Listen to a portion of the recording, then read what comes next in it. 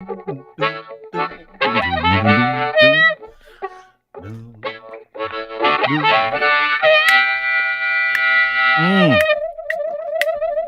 a delicious coffee. That is a delicious beverage. Welcome. My name is Dean. How are you? Nice to see you. Everyone here? Everyone calm? Everyone cool? Everyone collected? Everyone done freaking out from the weekend? Is everybody okay? Canada intact? You all right? Alberta, how you doing? Saskatchewan, I see you. British Columbia, what's up? Manitoba, but hi. Ontario, how are you? Good to see you. Quebec, PEI, Nova Scotia, Newfoundland, the territories, Yukon, Northwest Territories, Iqaluit. Everybody, hi Canada. How are you? Nice to see you today. Yeah, not bad. I'm here in Canada. Lochlin is here in Canada. Good to see you today, Lochlin. In Canada. We didn't go Alberta, through on Lochlin. Twitter for some reason. Oh, did you What do you not tag me? No, hold on. It should. I should have. Yeah, you should be people there. don't want to hear that. Never mind. They It's don't on give Twitter. a shit Everybody's about my here. technical issues. We got Okay. lots of people. We got tons All right. of people. Yeah, Okay. we're good. Nice to see you. How are you? I'm good? just going to forget about that. And I'm Boy, gonna move Alberta on. took it in the mouth this weekend. Huh? Yeah, but did we? Right? Like we'll get into it a little bit more. And again, I mean, you and I talked before the pod just about this representation you get, this idea that hey, listen, if somebody's from there, or if you vote a certain way, you must be this, and it's a real problem. I think it's a real issue, and I think it highlights the difficulties we're having in the world that we live in right now. Yeah. Like it highlighted the difficulties in the world that we live in right now, big time. We're talking about, of course, the verbal assault, the threats made by this guy named Elliott McDavid in Alberta. This is the biggest topic of the weekend across the country. And it's really just a kind of a microcosm of, these things that we talk about and wonder about and laugh about and worry about on a daily basis, right? Is the division in this country, where it comes from, what's happening. I hear that a lot today. I had a chat with our friend Vivian about this today, Dr. Vivian Stamatopoulos, who we had on the show last week. And she's like, what's happening right now? I'm like, I don't know. I just think people are real crazy. People are getting real angry. And you're seeing like, and like, you ever get like a sliver under your skin? You ever have a sliver or like something stuck under your skin? Like when you're wasted, you fall down on a bottle of beer and you get glass stuck in your arm, that kind of stuff. That ever happen to you? Yes. That seems very specific. The body has its way of like working out foreign bodies, right? Like it's got this way of like pushing out shit that doesn't belong in the body. That's a foreign thing, whether it's glass or metal.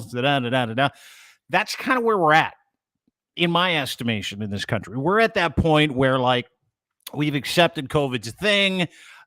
We all know that we've got different biases and allegiances and narratives that we support, and we're cooked. We're settled in. There isn't a lot of mind changing at this point. There's not a lot of education. There's not a lot of communication. There's not a lot of anything. It's just like, how can we reinforce all the stereotypes that we've been told are stereotypes by political leaders, news outlets, et cetera, et cetera, et cetera. So that's kind of where we're at now, which is why we're seeing some of this really gnarly shit.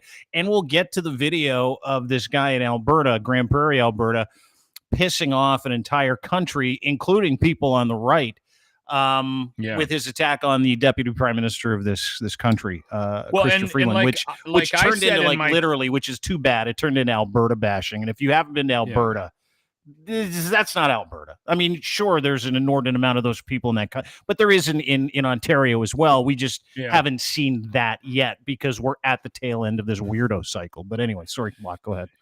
Well, and that's what I said, because I watched that video and I started seeing people shit all over Alberta, and I'm like, hold on. Listen, yes, we have that element here, but we have that everywhere. Everybody has. I mean, if you want to find it, you'll find it. It doesn't matter what province you're in, or what side you're on. Right. So that is not a representation of Alberta, and unfortunately, like I think most people would agree with me on that. And I think because I watched it and I went, and then I saw the Alberta bashing, and I'm like, listen, I'm going to put something out. I don't like to wade into these waters, but I'm going to put a tweet out, and I'm just going to get it off my chest. Alberta is not Elliott McDavid. Elliott McDavid does not speak for the majority of Albertans. And you know what? Like I felt, I didn't think it would do as well as it did. But I felt like I needed to say that. And then I'd say 75% of the people are like, yeah, you're right. That's right. And then there was that 25% that were like, who did you vote for? Yeah. Well, if you voted for conservative, then you are that, and that's you, and that's your province. And I'm like, holy shit, you fucking virtue signaling left-wing dicks. You have no idea how much damage you're doing.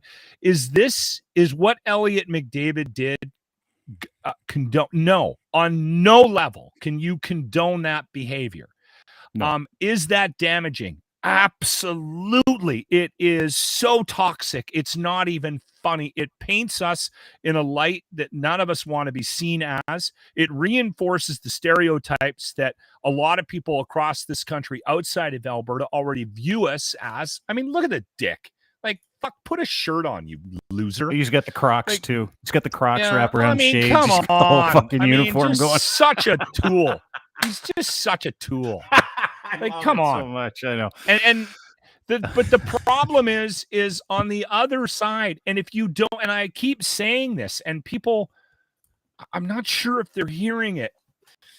When they're not listening to you, when you walk into, no, they're not, and they shouldn't be, or me, or anybody else, us. really. Yeah, no. If you walk into a room and you assume a position of I am better than you because of how I think, how I vote, and how I live my life, somebody else in that room is going to be triggered by that, regardless of your moral compass, of where you stand, or on history. It doesn't. If you step into a room and you say, this is how you should live your life, this is how you should vote, this is the church you should go to, and if you don't, you're a piece of shit. You're going to piss people off. And that's what the left does. And the left doesn't see their contribution to the division in the country because they think they're on some moral high ground. And unfortunately, it is destroying this country because you're not going to convince Elliott. You're not going to change his mind.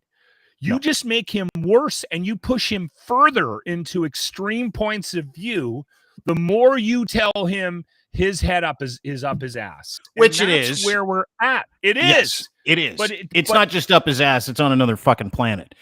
That kind of behavior is just, but you know what? It comes down to what you were talking about, which is, you know, what side are you on? Who's virtue signaling? And it gives me great pleasure.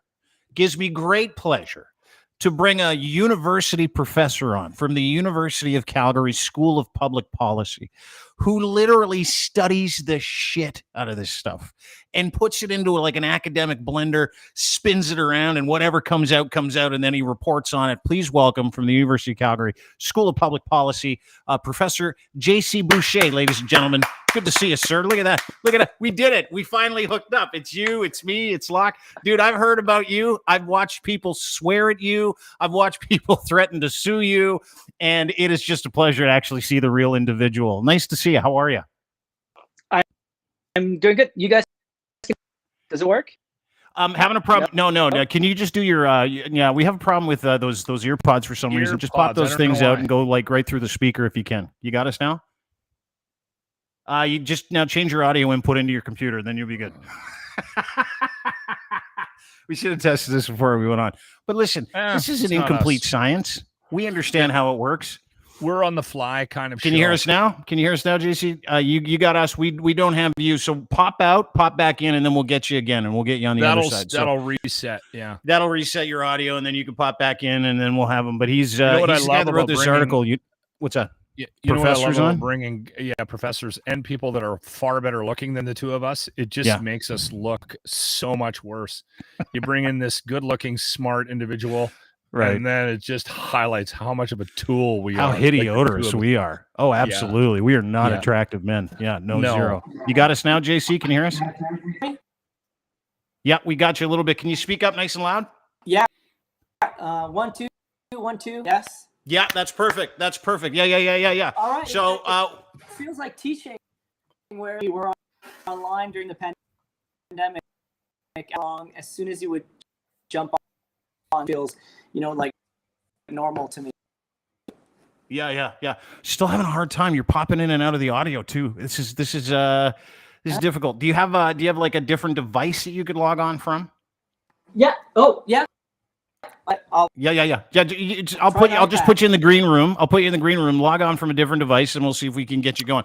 But to your point, having a good-looking professor on is a bad idea for us. Good idea for him. It's like we've set him up not only to be the smartest guy on this podcast, but easily the best-looking guy on this podcast as well. Yeah. Which I don't have a problem with. I really don't. I'm not one of those egomaniacal. Hold that against him. No. Right? This is all new, right? And it was like touch and go because we were trying to get him on the show. But he's the guy that wrote this article that pissed like legitimately everybody off. If you remember this article from the School of Public Policy at the University of Calgary, Disinformation and the Russian-Ukrainian War. I think we might be good to go. You got us now? Well, no audio. I have you. Do you have? Oh, yeah. We got better audio now. Yep. Better audio? All right. I'll set this up in a way that works. Books. And then I'm all yours. All right. Yeah, this is perfect. That's better. Yeah. Perfect. Way better. Perfect. Right. Ladies and gentlemen, Sorry, Professor J.C. Boucher, ladies and gentlemen. Hey, let's do this again. Yeah, you got another intro. Great to see you. So we were just explaining the article, and you were kind of intros. Yeah. But you were kind of part of like the initial conversation. Just your thoughts on what you saw, because you're in Alberta, right? You're a Calgary guy. You're at the University of Calgary. Your thoughts on what you saw with this video of this gentleman, Elliott McDavid, this weekend? So I saw two things. Is something that I've been thinking about a lot on like populism, and there's a lot of research in the U.S. that shows that politics is becoming more and more identity instead of just a debate about ideology, right? So there's kind of two big arguments about either it's about ideas and you debate ideas. So from a rational conversation, you can, or it's about identity, it's about in-group, out-group perspective. Fine in politics in the US, and what I think we're starting to see in Canada, and especially where your partisanship becomes part of your identity, and you tolerate of others. It makes you to compromise policies. It makes you more aggressive too. And we found in the U.S., right? They show, for example, that people would not agree to have their dating, people from the Democratic side or the Republican side, as if like dating was super. There's a study on these dating apps, and it shows systematical leaning in your dating app. People will actually just swipe left or right, and not because you come from another political parties. So that's what I saw in that moment, where people believe that people from the other side of the spectrum, people from the left or from the right, are inherent somehow really not good people. It becomes and it makes them uncivil and toxic, and they kind of start to have these conversations. The second part that I saw is also how social media is made and more toxic and more uncivil in our conversation on politics. Books, no, this way. Those books about civility and politics, and shows how polarization on social media has increased actually toxicity and uncivil conversations about policy or about ideas. Now it becomes a zero-sum game. You're the group, you're either a conservative or a liberal, and you would never dare have a beer with the other side without actually getting somewhere. That means that our political system and our political environments become more and more aggressive, more and more intolerant. It becomes a very much zero-sum game, and it's an issue. My sense is we see this on both sides of the aisle. We see, and I hear you guys talk, and I like on the left, there's like less and less willingness to tolerate others, right? Hillary, and that increases, of course, the sense of disenfranchisement from the right. And on, people, shouting at our deputy minister and really being violent and aggressive, and makes the left dominate. So it's a conversation's rough. We need political leaders. Sometimes that's not what we get. Mm-hmm. Yeah, you bring up some really great points. And it's funny when I hear you talk about how there are certain groups of people who just refuse to mix with other people, and because of certain ideologies or their political leanings, I have to tell you, I have become one of them. I know it's a problem because I've become that guy.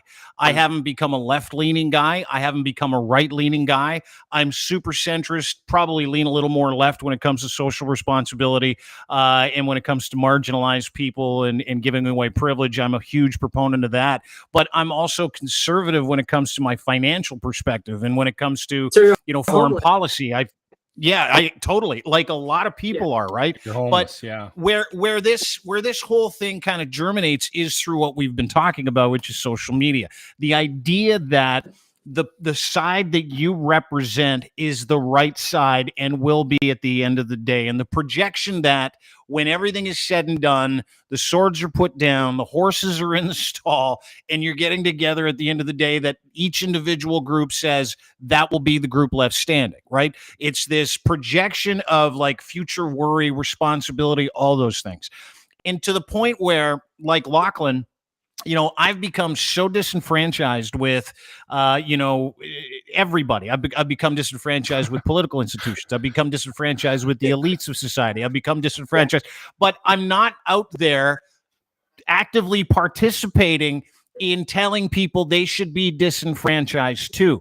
So is that where all of it starts, is in disenfranchisement? When you put together your studies, and I want to get to the process of how you do it, does it all kind of come together in and around, being homeless, as you say, feeling disenfranchised? Where does it start? Where's the starting point? Because the left, we'll find out with Professor J.C. Boucher from the University of Calgary School of Public Policy, we'll find out the left is equally as fucking guilty of this, correct? Yeah. So you want to talk about the study or just this? Yeah, sure. Let's talk about the study, but first let's talk about what goes into you doing studies, and then we can springboard off that. Sure. Calgary, one of the things part of my research project was really the intersection of data analytics and social media. So really, in one way, how an environment for political, movements or parties or kind of create this, and then also using data analytics, so big data learning and AI, and how to do this on a scale that is interesting. What I didn't want to do is wanted to kind of grab this massive amount of tweets and kind of build that. Research projects from back 2016. Back in 2016, on Ukrainian mobilization during the Crimean crisis, and how they were using Twitter to kind of motivate a blowback against Russian. We also saw in 2014 kind of elements of Russian disinformation coming and trying to promote Russian propaganda or narratives. And then we did populism and social media, and how, especially in the US, how Trump and people like Trump kind of promote populist ideas, promote really the people in different ways than mainstream media kind of do, and in what way kind of shape and allows political parties to kind of grow out of that. We start to kind of build projects almost coming up to what we do now on mis and disinformation. We have a couple of projects on the way. We've done a study on COVID-19 with people from AHS, the Alberta Health Services, to kind of study hesitancy and on social media, trying to understand why are people just unwilling. And we did a year-long study on that. We have a data set, something billion tweets over like 3 years. You've got a study that's based on over 1 billion tweets from 3 years. Half a billion, like just 500 million. Oh, that's it. No big deal. Yeah. I know. So, and we study like the anti-vax movement, who are the influencers on that space, but also like what kind of things we would see out of this, like how people of understanding COVID vaccine. And do you want to talk about build more targeted research on Russian and Chinese disinformation, trying essentially to understand two things. On the one hand, trying to understand the influencers in that space, right? Who is spreading misinformation from abroad? Who kind of spreads this, and how does that shape the narrative in some way? So understanding creators and the content like amplifiers, and measure what was said. Like we talk about misinformation all the time. What does that mean? Like, types of narratives that are more commonly seen. How do anti-vaxxers or people in the Russian propaganda ecosystem and shape their understanding? Essentially, try to measure disinformation from that perspective, and that's what we with our thing. So at the University of Calgary, my group, we have a group of about 11 people. We have 2 software engineers and data analysts and economists, and we have like a very multi-discipline. And we've bought our own computing, so we have our own partition that allows us to do computation work through machine learning that other teams can. That's what we've been doing. We also are doing a study on the Freedom Convoy. You think they're really pissed off about the Russian study, Freedom Convoy. We have 10 million tweets and out of 2 months. That's going to be interesting. Trying to measure anti-establishment conversation, but also toxicity. And of course, on the Freedom Convoy, who are the super spreaders? How do they shape things? How do they create the impact of alternative media on those things? So one of the things we're trying to do, how alternative media are also either a source of or amplifiers in that environment. So we're doing that. It's fascinating. So what you're saying is, you take the study that we're talking about, which we're going to get to in a second after Lochlin's question, was the study that you put together that basically said, here's who's amplifying Russian-Ukrainian war disinformation. And 6 of the top 10 Russian disinformation shit posters actually came from Canada, which I found absolutely mortifyingly funny. But that's what you do. That's with that study. Now, you did a study about that. You also did another paper about the Grayzone, which I want to get to in just a second. And then you made mention in that little soliloquy that you've got an upcoming study about the convoy, which if you thought the right was pissed off about, because everybody was threatening to sue you over that last study, right? You remember Rupa, like who was actually in your study. Because if you remember this, there's Rupa's name right there, Locke. Do you remember that? Yeah. This is from their study, which is like 6.2 million tweets amplified, seeing who's responsible for shit posting the most Russian disinformation, who the vectors are.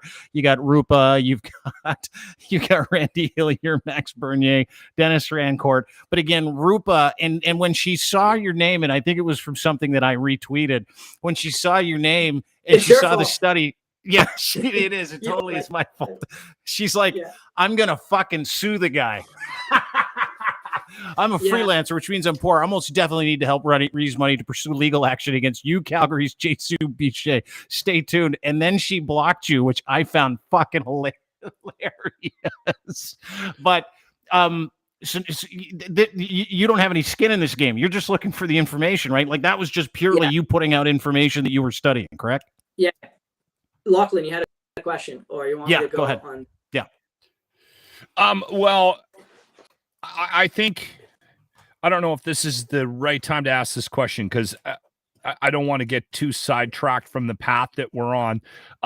We had Andy Lee on, and the thing that kind of surprised me is I think your study, what it did was, regardless of whether or not they believe they're part of some sort of process to assimilate or disseminate information that could be potentially false or harmful. I think the surprising thing, and I saw it, and I think it was legit. I think Andy was surprised that her name came up, that she actually has this much influence. And yeah, I think a lot of the people that you highlighted in your study about being the sort of the vectors, the points in Canada for the possibility of misinformation getting out to the general public through their platforms, I bet you all of them were in a similar situation. I'd say surprised. Most I'd say yeah. some of them. I think some of them are not surprised at all. It's a good segue, right? So, like, the way we've done this is simple. We're actually not targeting accounts. The way we actually collect data is very simple. We have a running to the API out of Twitter. Essentially, every time a tweet comes up with the kind of queries that we have, right now we're actually collecting data. I have a data set right now on Russian built right now, and we're doing all sorts of studies. So we essentially will at it from a like, think of a fishnet kind of perspective. We grab all the tweets that mention Russia, Ukraine, NATO. We do it in French and English and Cyrillic, and all of this. Irrespective of what the account is, like, it's in the text, right? Says something that, and it's going to end up in my data set mostly. Once we do is we look at the retweet environment. So instead of trying to measure misinformation, which is extremely super hard to do, and most AI approach, this actually doesn't work because conversations move super fast. So there's never a training set. There's never kind of an AI measure anything in the future. The only thing you're measuring is the past. So you force yourself into trying to measure disinformation from that perspective. Doesn't really work. Instead, is look at how people interact with each other. Our assumption was that if we match or measure the behavior of accounts, how people interact with each other, then we can who are the influencers, what kind of content do they create, and then we can measure different sphere more easily. So what we've done is in each tweet, when you get it on your data set, you actually get kind of the retweet. So you get like the person and the person who retweets the tweet. So you know that these people are connected to each other in some shape or form with each other. Either they create content that other people amplify other people's content. And when you look at the network map that you showed, that's what each and every dot is an account, and each and every line is a network analysis. What you find is that when you do the algorithms and kind of spread, account is closer to other accounts based on their interactions. So that's what we see. And then what we did is essentially look at that are most tweeted in those kinds of communities. So we have essentially what you're looking at communities on social media. The one on the top is more like what we say, like mainstream media. Profile is it was the ambassador of the U.S. in Moscow. He's a Russian opponents. The Kiev Independent is a news prime minister. So on top you have like mostly people. You know, if I look like you guys wrote like tweets on Russia and Ukraine, you're probably in my data set in that cloud. It's essentially people. You think my fuck Russia tweet is in your data set? Well, like I should have checked. I should have checked. A lot of people, like I said, like I click and like, hey, look, even I'm in my data set. So, and on the bottom, what you get is essentially people promoting or part of Russian disinformation or Russian propaganda ecosystem. The way you have to think about this is that Iran, those state media really don't really care about affiliations, exploiting ecosystems. And what you see in the data set is really an ecosystem that is around the far right and on the right of the spectrum and one on the far left. And so, for example, you see like Tulsi in the US, Jack Posobiec, like that's a QAnon white supremacist, real Candace O, who goes on face saying to Americans that Canada is a greater threat to democracy than Ukraine. You get Maxime Bernier, who has the esteem being retweeted by Russia Times, which is the Russian state media who produce. So you have all like the right of the spectrum kind of environment. Oh yeah, you got Randy Hillier, who was like a regular contributor to Russian Times. Like you've got everybody in that bottom quadrant, which is the hard right, which is interesting, right? You've got your regular actors, but then you got some people in here who you'd go, "Are you fucking serious?" Like Rupa Supermaya and Rebel, but these things are they're not necessarily people or individuals or organizations that create information for them.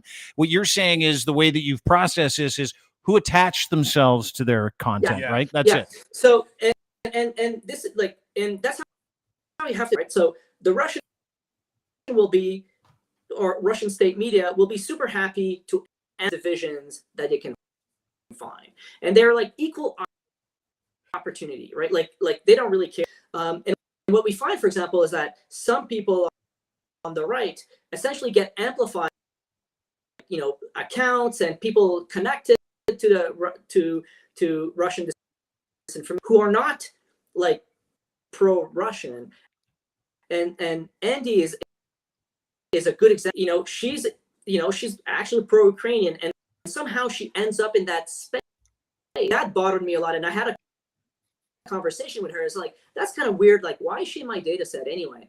The data set, and I found like specific tweets, right, where she says certain kinds of things that could say like, oh, this is kind of a pro-Russia like tweet, and they retweet that, like, so without actually kind of looking at whether or not that person is pro-Russia or anti-Russia. People, just make comments that are either criticizing the Canadian government's, criticizing our policies around gas and all sorts of things, and by Russia, like accounts. So if you think about that, is a bunch of accounts that do different things. Some of them are right. Like we can talk about this on the far left, but some of these accounts and some of these people act and criticize Canada's involvement in Ukraine, our engagement with this, like they get amplified by Russian state media, which, by the way, $1 billion enterprise. Russia last year, I just saw a study, spent 1.5 information and amplifying things. 1.5 billion? Is that what you said? So Russia spent 1.5 billion with a B, amplifying anybody that was pro-Russia, pro this, pro them, pro that. Yeah. Fascinating. Yeah. So you have those that are bought off. They're part of the ecosystem, and they don't disagree with it. You have content that gets clicks, and that gets amplified by Russian state media or by accounts around Russian state media, and they're very happy to make money. There's a grift into kind of criticizing the West and something like that, and they find an audience for that. And some like essentially naive and kind of, they don't really understand the impact that they think that they're participating to a debate and criticizing policies, their ecosystem, and who retweets everything. You can see that there's a tendency for some amplified in a pro-Russian narrative, irrespective that they are in some ways, like if you have a throwaway tweet, which I have a lot, but you could do a throwaway tweet criticizing Trudeau on like his thing, and you're like, why am I there? And what we're measuring is the impact, not necessarily your intent. In fact, Lachlan's got a question. He had his hand up. I love JC because he's a professor. He's like a teacher. Okay, go. You've got a question, over to Lochlin. He's got a question. So you brought up something. You kind of touched on something that I've been saying out loud now for quite some time. But I think it's worth highlighting because I think everybody, and this is what I've been trying to do over the last couple of years, and this is just something that I've been dealing with this since my 30s when I learned my most valuable lesson. Nobody gives a shit about my version of the truth. And that was a hard lesson for me to learn because I thought I was put on this planet to tell everybody the truth, and that I thought you were. Too. Unfortunately, it's not that way. And listen, I don't want to shit on the study because I think, JC, what you're doing is valuable because what it does is it gives us an opportunity to have these types of conversations, which I think we need to have. Yeah. But I have a feeling that what you're doing could potentially be conflating the issue. Is that fair to say? I don't know. Go ahead. See, in okay. Way? Well, here's what, because what your study did was, one, bring awareness to something we already knew, but it created more. Is it creating more issues than fixing? It's a good question.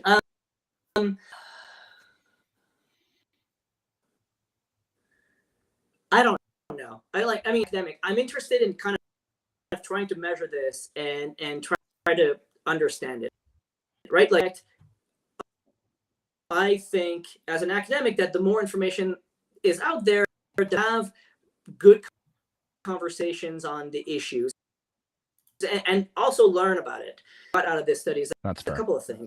On the one hand, and we'll talk about the far left, but that how, like, essentially the Russian propaganda ecosystem is far left, and agents on both sides, and also from China and from these polarization. And in some ways we understand better, like, where does the does what and how.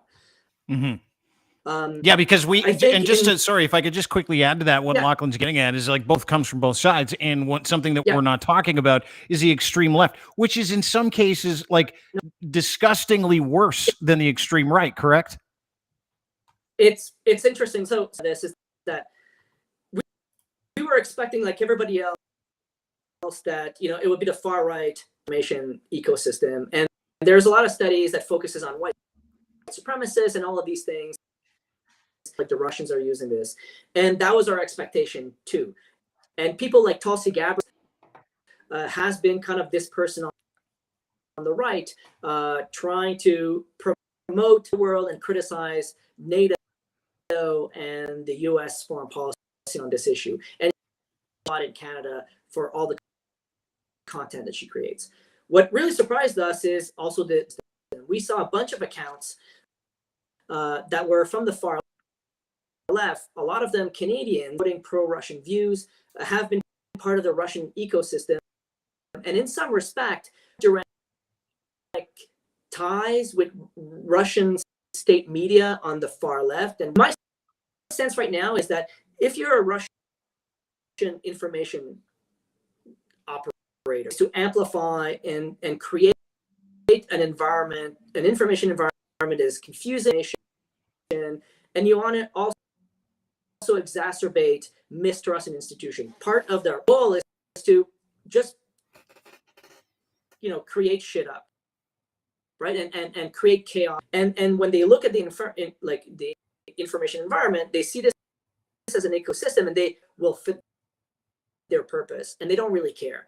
My sense is on the right, that's what they do. They look who they can amplify. If there's people on the right, especially on the far right, that is pro, creates a tweet that seems for Russia, they'll amplify this, they'll send their trolls at it, and that will produce this. On the far left, but on the far right, we find like not calm. On the far left, we actually have people part of misinformation campaign, Syria, and back from the white helmets in like 2000, consistently promoting Russian views of the world and part of the misinformation environment. And they interact way more like there's one level of separation between the com. Whereas on the right, I think they're more useful idiots and more kind of played with by that. But on the left, they're like, they have relationships. So that's what we get. We wanted to see like where does it? We keep on talking about come from, and most of it comes from the U.S.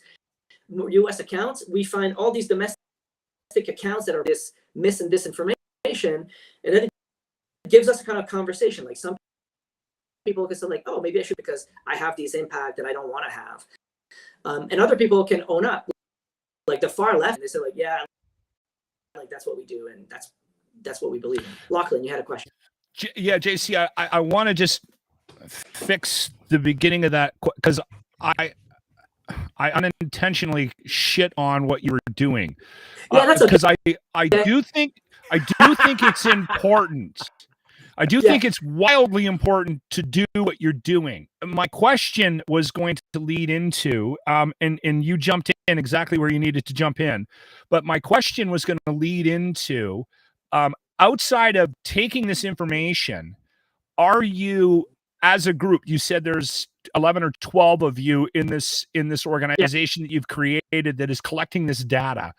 Are you talking about what your role is? And do you have sort of an end game outside of just let's see what this information is and where's this coming from?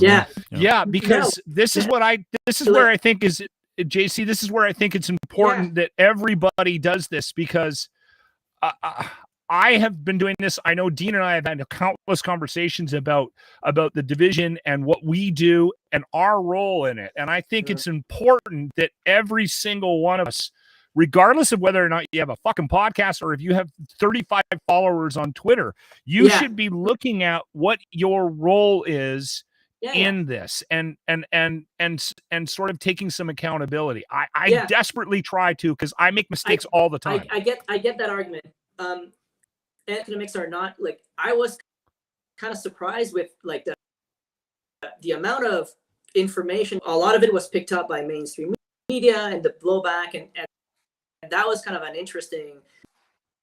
You rarely, as an academic, get like 50 citations, right? So that you're never there thinking like, I'm gonna change the world. Like, no, like 5 people read the paper. We have a capacity. It's true though. So this once again, actually, my apologies that we published your paper. Well, no, that's okay. And so we did this for free. So that study wasn't paid by National Defense or government of Canada. My research associates and my team through different kinds of grants.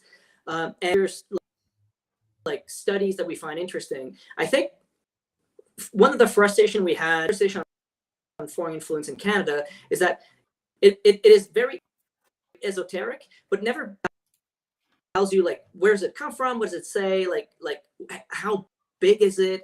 Like a lot of comments and conversations about it, but not a lot of hard data on these are the accounts that are influence that they influence the conversation. And now we can conversation of anecdotes, right?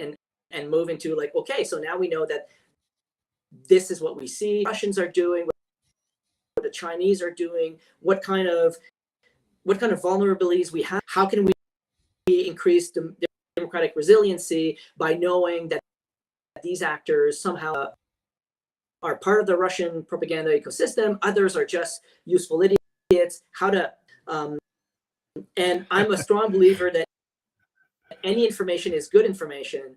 And okay, so where do we go from there, and how do you make this different? but I was on to kind of see like, whoa, like there's a lot. And then like a lot of people kind of misquote and don't say, and we're like, that's also kind of interesting as an academic. You try to make the writing not give out a 30-page paper, but then there's the downside to it. People make up things or don't understand the method or don't feel that we've been doing mischaracterized on certain kinds of things too. Is that we can actually look who downloads our paper. A portion of those downloads come from Russia and China. So what I find interesting is that, and like let's be honest, people downloading our paper from China, they're not like normal Chinese too. Like they can't Google shit and like stuff will appear. Like it's people in state apparatus connection to the Twitter sphere or to the entire. So it's kind of that it's been part of the conversation, and we got a lot of blowback out of left, the far right, crazy coming after us, trying to discredit us, associate us. Oh yeah, with national. Like I wish I was working for NATO. Like I would make a lot more money than what an academic. Yeah, can you imagine if you're in the pocket of big pharma? I can't believe you're not in the pocket of big information. Are you in the pocket of big information? Is that what you're in the pocket of? My bank account doesn't think so. No. For sure. Yeah. JC Boucher, Professor JC Boucher joins us JC from the University of Calgary School of Public Policy, talking about disinformation. What I'm hearing you say, if I can just kind of summarize part of this conversation, is that you've got two schools. A lot of useful idiots out there. There's a lot of useful idiots. Most of them are on the hard right. The people that make the concerted effort to blend in with disinformation are hard left. Some examples of that, which I find fascinating. Yves Engler. This guy is a Canadian guy, and he writes and is consistently interviewed by the Russia Times, which is a state-run interview newspaper. There are a lot of lefties that love how fucking intense this guy is, and he's a huge proponent against Ukraine. A lot of these guys are. So when someone says to Richard, Aaron Mate, he's another guy. He's another vector of disinformation. Again, this is hard left. There's Yves Engler, again, talking about the Chrystia Freeland thing, which we'll get to in just a minute. Talking about how he actually was the guy who interrupted her and did a much better job than the redneck that went after her in Grand Prairie. I mean, those are just a couple of examples. Jealous of the attention he got. That's the he's like, fuck, that guy went nuts. I wish 400,000 people saw my video. They never did. But like, the intentionality is another thing that I want to talk about here real quick too. The intention of the hard left, because this isn't like what we're talking about traditionally. Like when we sit here and we talk about who shit posts who, is it the right or the left? Yeah. The right is more of a concerted effort, a troll effort, a retweet effort. The left is more of a base situation, is it not? Where it's like, we're going to write something, and they also get the same benefit of being paid by the same people for the same bullshit, correct? Yeah, so I'd say like on the right, what you get is mostly the anti-establishment. Far right is anti and mainstream media. They criticize the government. They create the anti-establishment elite. And I think the Russians are picking up on that, and they amplified that part. And you have to understand, like the Russians, what they want is really to use the information space to undermine. Do it, the better it is. So they're using the far right to kind of make that case, right? But you're right, it's really about Ukraine. It's more about criticizing the Canadian government and kind of undermining our institutions. On the far right, we have an ecosystem tied directly to Russian disinformation and state. That's the concerning part. And interestingly, they're the ones who came after us first. Like all the far right, you're the one who sent them to me. But the far left actually like right away picked it up right away. They wrote like YouTube channel attacking me. They interact with each other's like articles, trying to debunk whatever we did. And the University of Calgary got a lot of flack, and people send letters, and all sorts of them are from the far left. Yeah, that's my question. Like, who's more militant, the right or the left in your writings? You think the left? The right sues, the far left bitches and moans. No, it's equal opportunity. Like I'm like choose your poison, right? Oh my God. That That is so funny.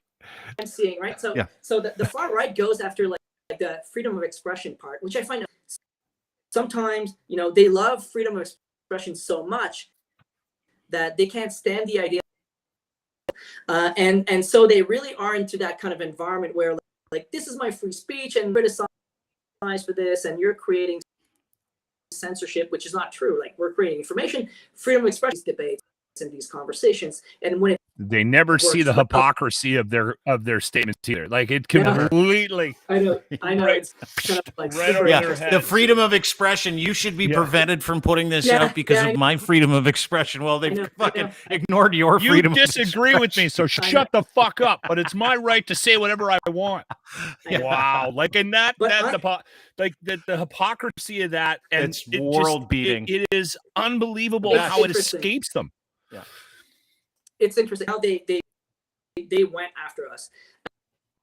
And a lot of those, like what our study kind of showed, is to two big groups that are used by the Russian to spread disinformation and misinformation. Part is the gray zone. Dean, do you want to talk about the gray zone right now? Yes. Yeah, I think I've got, actually, if I'm not mistaken. Oh, no, wrong slide. My bad. This is the Gray Zone. This is Grayzone News. This is what you're talking about. Obviously, the Gray Zone study that you did on this thing. It's a hard left. Tell us about Gray Zone and then get into it. Yeah, that's a great start. So the Gray is an interesting group of people like Max Blumenthal and Aaron Matei. Most of their shtick is pro-Russian, pro-China, pro-Iran, American. And that's how, like, kind of they toggle to the left, right? There's anti-NATO, anti-American, and somehow they end up in a position where they defend Russia's Ukraine. And it's also kind of an hypocritical debate, right? Because Iraq 2003, when the US invaded Iraq, and I'm like, yeah, that shouldn't happen. And I disagree with what they've done, but that also to invade its neighbors. Like, it's not because the Americans did it in 2000. Groups have been interestingly formed around the Syrian war.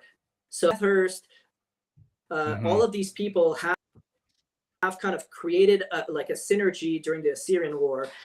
And they were pro-Assad and kind of criticizing American invasion in the operations in Syria. They've of the ecosystem that went after the white helmets. So if you look in 2017, 2018, there was like this disinformation campaign on the white helmets, the Syrian white helmets, and a lot of them in the UK of that ecosystem. So these people are pro-China. Like some of them, for example, say that the Uyghur is actually made up. It's not really a problem. They were, all spreading this information. So these are people from the left. You're talking about the Uyghur concentration camps and the for example, the mass re-education of millions of Muslims, and they're like, and these are hard lefties. These are the fucking people that you and I fucking both can't stand. I mean, go ahead. Sorry. And interestingly, and some of them also global reach. So you have a picture of global reach? I don't have picture of global reach. I apologize. Yeah. Reach is a Canadian alternative media that the State Department to Russian disinformation group. People like Angler or other people actually write for the Global Department in the US, think that global reach or ecosystem around global reach actually has ties directly to and somehow the Americans have keep on complaining about writing for the global reach. So it's an ecosystem used by RT. They write on global reach. They go on disinfo on Grayzone, and they create this kind of that is pro-Russia, pro-China, pro-Iran, anti-West, and they create this kind of build-up.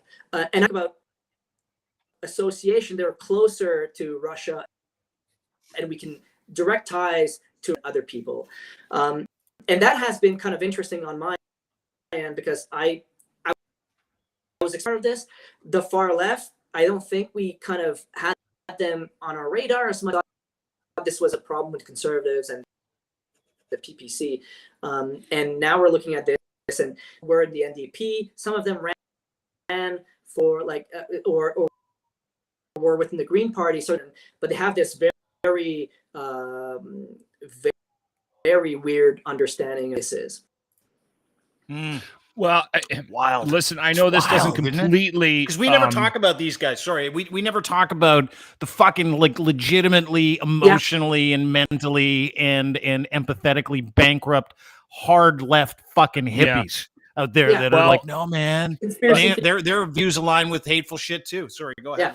No, I was just gonna say, I think that that stems from a really anti-US, anti-American sentiment. And I think that is, I mean, we have elements of that in Canada. Like, look at the dumpster fire down there. I mean, we have, but I think one of the things that I find interesting, just based on conversations with my daughter, who is not very politically inclined, and she spent the last 2-3 years in Europe, training in dance, and talking to her about the level of hatred for Americans and America is staggering. And she had to go out of her way because she is English. And she had to go out of her, I said, put Canadian flags on everything. She was like, oh my God, you wouldn't believe it. Because they just, with disdain, they're like, are you American? Like, there is that immediate approach. And this is a 21-year-old ballet dancer, right? Who is getting hatred for just looking and sounding like she could potentially be from the United States. I know. So, I mean, we sit here. Can pass for American. So we sit here and have a conversation about left versus right, Republican versus Democratic, conservative versus liberal, right? But we forget about this anti-American sentiment, and I think it stems from largely they put themselves in this position of, all right, well, we're here to take care of you because, well, you guys can't. And we have all the money and the power and the influence around the world. Yeah. So if anybody makes a mistake, we're going to make sure that we let them know that and that is not, that it's the same thing as virtue signaling, left versus right, in on a political level, at a base level, from, on my Twitter, somebody, thinking that I actually am the reason why Elliott McDavid did what he did because I didn't vote NDP in the last fucking provincial election. You know what I mean? Like, it's the same sort of melting pot that we have here. And, it's a very wild conversation. Go ahead.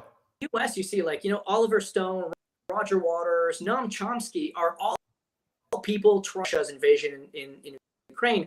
And you can hear Oliver Stone, like, he actually documentary on Putin, and he's like, he wanted to be the grandfather of Vladimir. So this very deep, resentment against, and I think it goes back to anyway, right?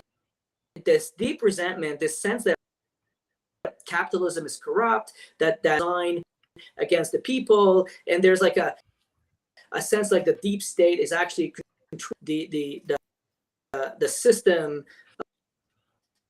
And they have like they believe in this. Like Oliver Stone is one of those who kind of fell into the rabbit hole on the left, can't like dig himself out. But we have those in Canada too, and they interact with the American parties.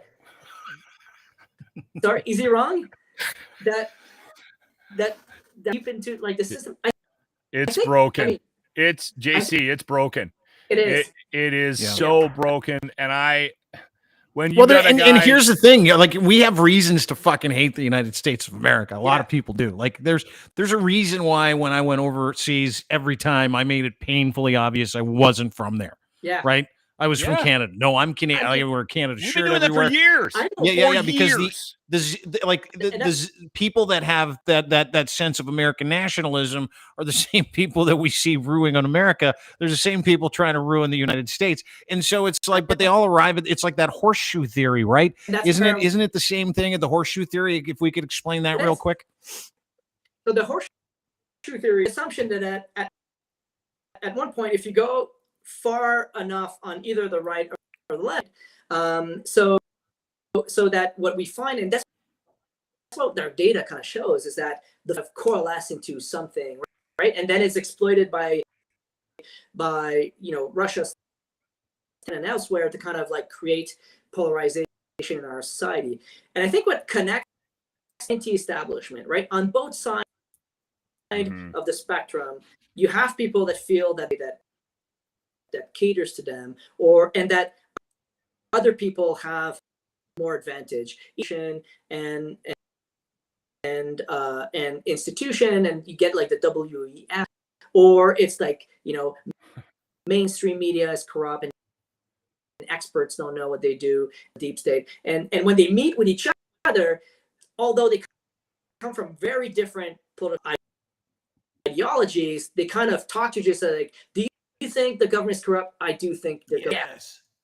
And you see this in France. In France was fascinating. If you look at the presidential elections last, something like that, like you had like three big parties, right? Macron, who's like that, this centrist part of politics. Then you had like the far right, which was Le Pen, and then Mélenchon. And they have a two-round system, so only the two top second round for a runoff. And what happened is this: in the first round, the centrist kind of won the most votes, and then the far right got like 25%, and the far left got 23%. So on the second round, and what's interesting is this: a lot of people who were on the left from Mélenchon, showing that kind of left of the spectrum option, didn't vote then for the centrists and voted for Le Pen. Somehow they were like, there's no way I'm going to end the elites. I'm going to vote for the far right, anti-immigration, racist, anti-EU, and I'm going to vote for them instead. And you saw the far right kind of balloon a lot more than what the first option was. And because it shows that our kind of natural way of thinking sometimes doesn't work, and there's maybe like a bridge or something that makes some over and do a horseshoe theory. The yellow, like it was like a hodgepodge of far left and far right, and they kind of merged together into one. And I think the anti-establishment is kind of this bridge. I think that's what explains. You know what explains it too? I'll tell you what you're describing to me on both ends of the spectrum, which I'm firmly understanding, I do believe, is that the left has a bunch of victims and the right has a bunch of victims. And those victims are victims of the same thing. It's their own fucking stupidity.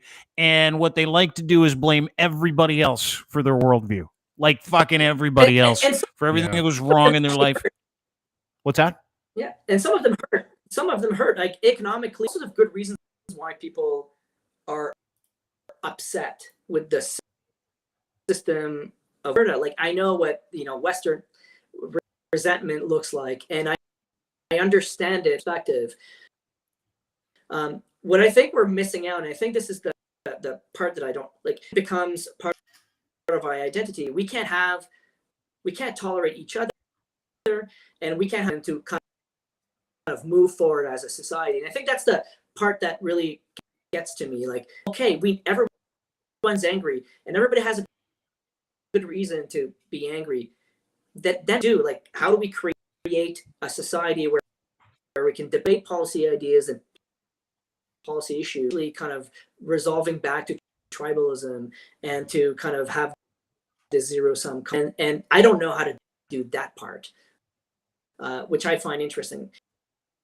And when you think about Russian propaganda ecosystem, they actually don't care.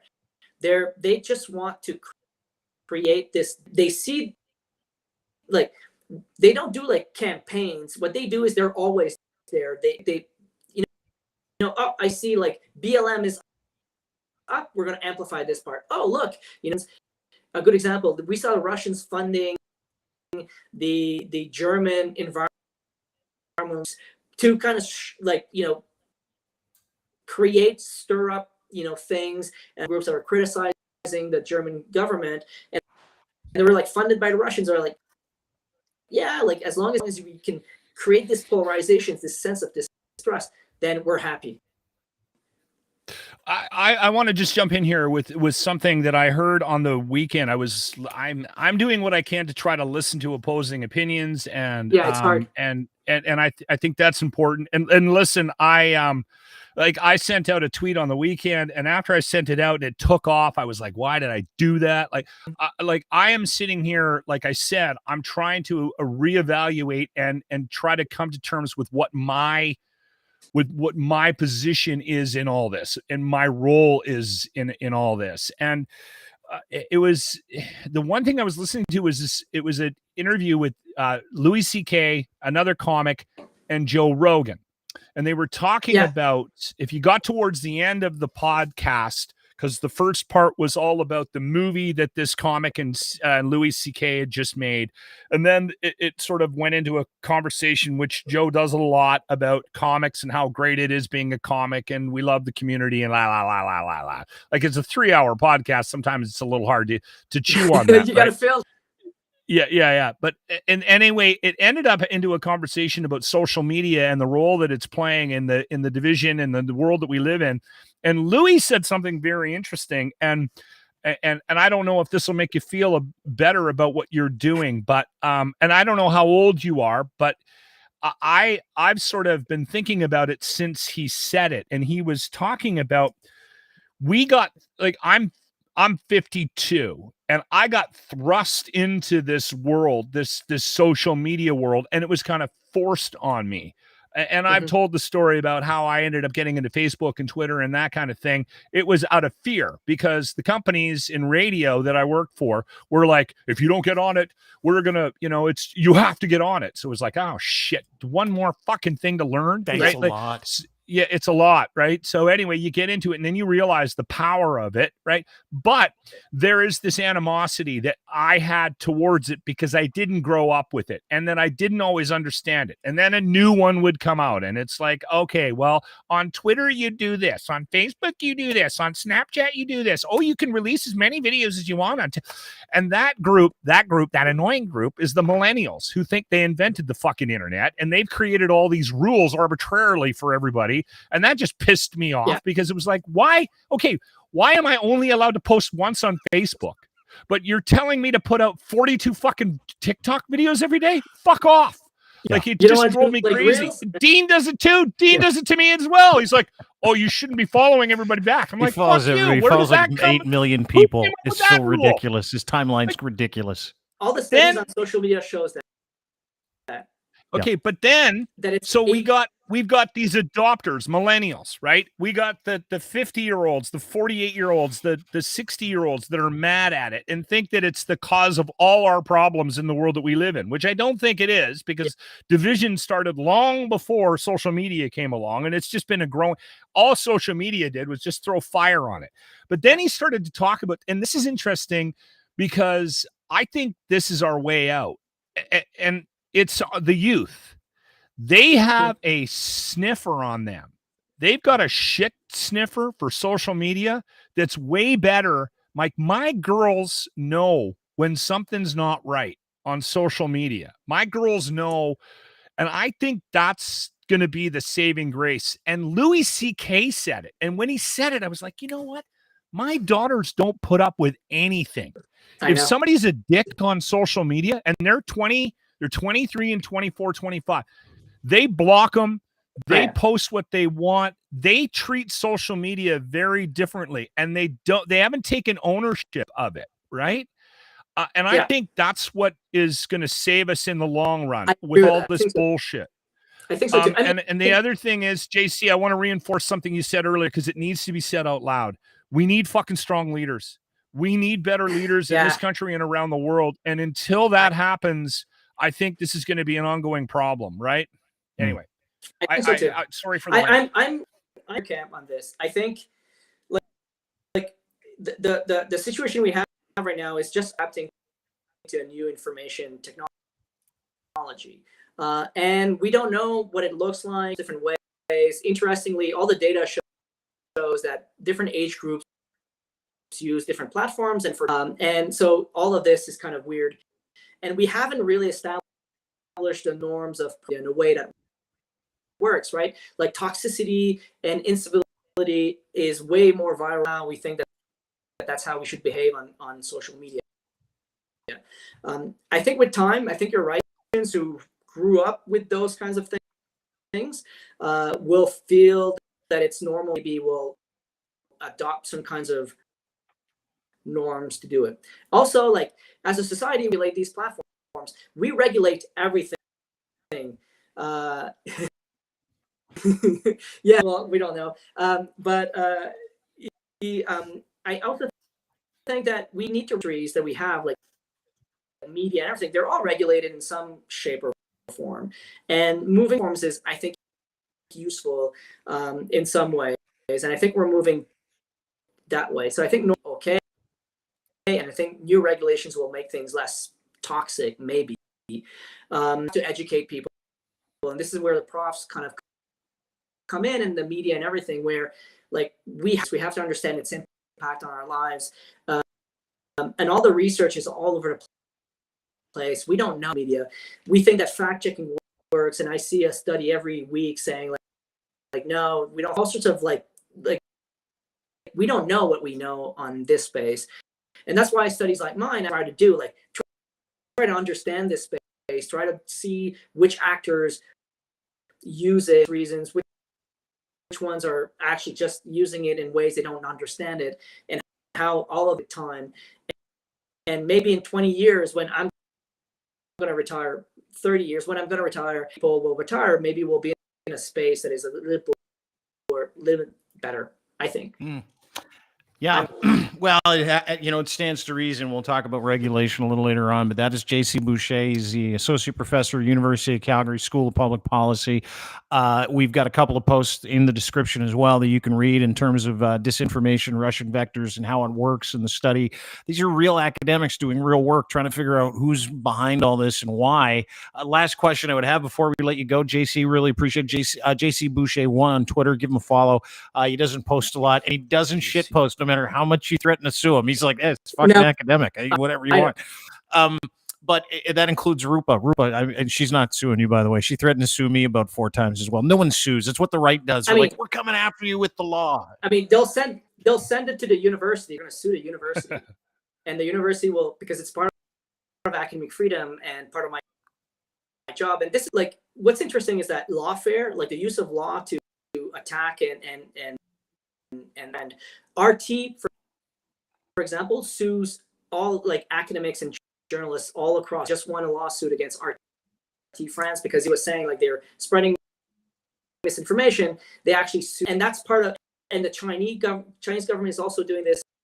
So now people are using ways to kind of attack academics and attack journalists to prevail. They want academics to help them.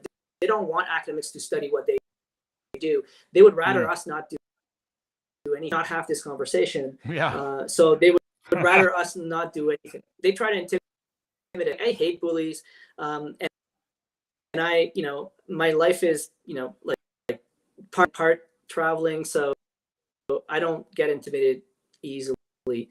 And if you're not courageous with tenure, then like that's the reason why we.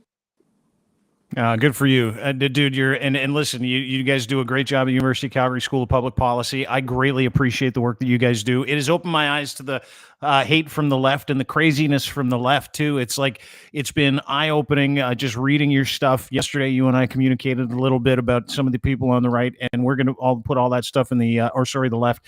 But listen, this is a concerted effort to, really kind of cattle the middle of this country, in the middle of civilization, through like confusion and bullshit. Last question, and then I'll let you go. I swear to God. He's got a class to teach. The kids I know, but I know I'm going to let him go. Just read chapter 4. No, let me just ask a question. So listen, in your thing, in your last study, 6.2 million people. How many bots would you say made up those 6.2 million? That's people? as much as you think there are. Mostly because, I mean, there's bots for sure. However, because we go at it from the network perspective, right? We look at retweets. It's actually a bot that will mimic the organic behavior of real accounts. And if you look at, they're all real people, because mostly we're not stupid. Like, you know, a bot doesn't have as many followers as real people. And I think that matters a lot. And the other part is sometimes we over-focus on the bots, thinking that, you know, bulk actually matters. But think of in the forest with a megaphone. Like, if nobody's there to listen to them, do you really care? Yap in the forest, that doesn't matter. But if you have somebody in a room talking, spreading misinformation or creating misleading information, then that matters a lot. There's a couple of bots, but none of them are into like the top influencers. And they do more bulk, but not connections as well. So mostly because we can mimic human behavior. So their influence isn't as much as we think. No, not as much as we think. No. Oh, wow. Okay. No, not as much. Yeah, but like these are real people. These are like real, in some cases, trolls in a lot of cases, right? Some people are paid through Upwork, whatever the situation is, troll farms, et cetera, et cetera. Yeah. Anyway, dude, I'm going to let you go because you're late for your class. Dude, we'll have you back another time if that's okay with you. Greatly appreciated your time today. Anytime. JC Boucher 1 on Twitter is where you can find him. He is a associate professor at University of Calgary School of Public Policy. He literally got up and left. As he hung up, I was watching him in the little screen because we made him like 15 minutes running. Yeah, I feel bad because I think we got into it with him and we made him a little bit late. But when I was trying to show my screen, but I don't know how to fix this glare on my thing. I was just trying to show that I actually followed the guy. So, anyway, people were making fun of me in the comments section. He's on Twitter at JC Boucher 1. Tech wizard, tech genius. Wizard. Yeah. As always, this podcast is brought to you by our friends at Kivlaw Defense Lawyers. Go to kivlaw.ca today. If you're having a problem, legal issue, did you do something you shouldn't have, accused of doing something you didn't do? Awesome. Robert at kivlaw.ca. Yeah. Did you attack former Deputy Prime Minister in the middle of the Grand Prairie City Hall? Let's get to the video because we haven't talked about it yet. And then I want your thoughts on this because this was fucking wild. Like, I've seen some crazy shit. But this is a video everybody's talking about of Chrystia Freeland being verbally threatened, verbally assaulted. I think that's a decent way to put it, right? Verbally threatened, verbally assaulted by a redneck. Yeah, in Grand Prairie, Alberta, Canada this weekend. Chrystia, of course, Deputy Prime Minister of this country. She's from Peace River, Alberta. She's an Alberta native. Being our next leader. She probably will. The way she handled herself, I thought was marvelous. Here's the exchange real quick that kind of lit everybody up. Right there. Hurry, that's Chrystia. Chrystia! Yes? What the fuck you doing in Alberta? You fucking traitorous fucking bitch! Get the fuck out of this province! You don't belong here. That's quite a dude, isn't it? And his wife is quite the dude, too. Let's play it one more time. Right there. Hurry, that's Chrystia. Where? Chrystia! Yes? What the fuck you doing in Alberta? Grand Prairie. In a bank? You fucking traitorous fucking bitch! Get the fuck out of this province! You don't belong here. Yeah, that's his wife. That guy's name is Elliott McDavid. That's Mrs. McDavid, his wife, the chick who looks a little bit suspiciously like SpongeBob SquarePants. And she's the one that chimes in at the end, and she's like, "You don't belong here." Good news, she does. She lives in Peace River, Alberta. That's where her family settled when they came from Ukraine. Families worked in that area, farmed, mined for years. Chrystia Freeland was in Grand Prairie. That was City Hall in Grand Prairie. And she was going in to have a meeting to consult with the local mayor about farming, etc. I don't know. Doesn't even matter. I wasn't on the agenda. It's not like she's going to go, "Hey, Dean, here's what I'm talking to the guy about in Grand Prairie." That fella's name is William McDavid. Now, who is William McDavid? Great question. Elliott McDavid. Yeah. That's Elliott McDavid. He runs an auto wreckers up in in Grand Prairie, Alberta. Elliott has sponsored, organized, helped out with several rallies, protests in and around the Grand Prairie area. He was involved in promoting the convoy too. Yeah, he was a huge convoy supporter organizer. This is a little something he did just in his spare time in one of the Grand Prairie rallies. The treasonous government has sold Canadian people out to the global communists. He fucking hates this country. He hates this government, and he fucking really doesn't like Chrystia Freeland or any liberals like most people out there.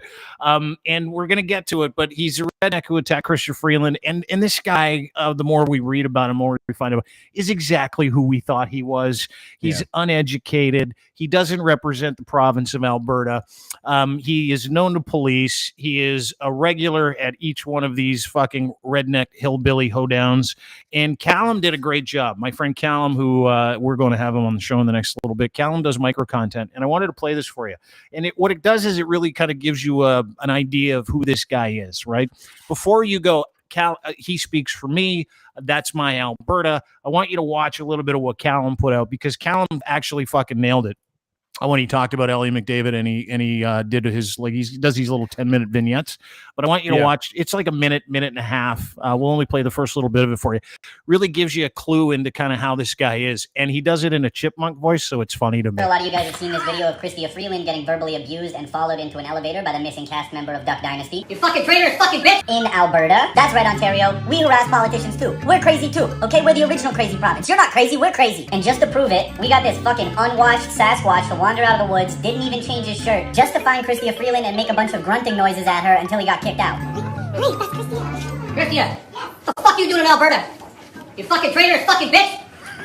Get the fuck out of this province! You don't belong here. Oh man, this guy is so Alberta. This dude looks like the final boss of the Freedom Convoy. If you vaccinate Pat King, Freedom George, Tamara Litch, and Romana Digilo's volunteer police force, a flatbed semi carrying this dude rises up out of the ground with a sign that says some shit about global communists. And yes, that is the same guy. And yes, I'm pretty sure that's the same shirt. Probably explains why it's so dirty, he never takes it off. Anyway, this guy's named Elliott, and this isn't Elliott's first time being an idiot. Here's a clip of him in the same fucking unwashed shirt, must be his lucky I hate the government shirt, telling us how immigration is ruining the moral fabric of the country. This government, man, every minister in this government is not even qualified for the job. It's disgusting how unqualified they are. They're put in place to destroy this country, spend the cash, bring the immigrants in. Let's destroy the moral fabric of this country is what they're gonna do. It's what they're doing. Oh man, Santa Claus really let himself go. This is heartbreaking. Elliott also manages to articulate his misogynistic beliefs a little bit better than just following a woman into an elevator to scream that she's a fucking bitch. Let's listen to Elliott's misogynistic ramblings about the good old days, back when we beat kids and women stayed in the kitchen. Back in the day, mom could stay home and dad was out working, a basic 8-10 hours a day, boy. And he'd be all right. There wasn't laptops, there wasn't iPhones, and there wasn't 5G, there was nothing. The kids were healthy, the kids were outside. What did I do when I was a kid? Christ, I was down the swamp, down the creek, looking for crayfish and snakes and fishing and stuff, and having a great time. And it was like, Mom, we'll be back before dark. Well, you best get back before dark, or you get your ass tied. You're behind 10. Let's put it that way. And look how you turned out. It seems like there's no way this guy can be real. You're not alone, because the very people that Elliott was trying to impress by backing a woman into an elevator to scream at her that she's a fucking bitch have turned on him.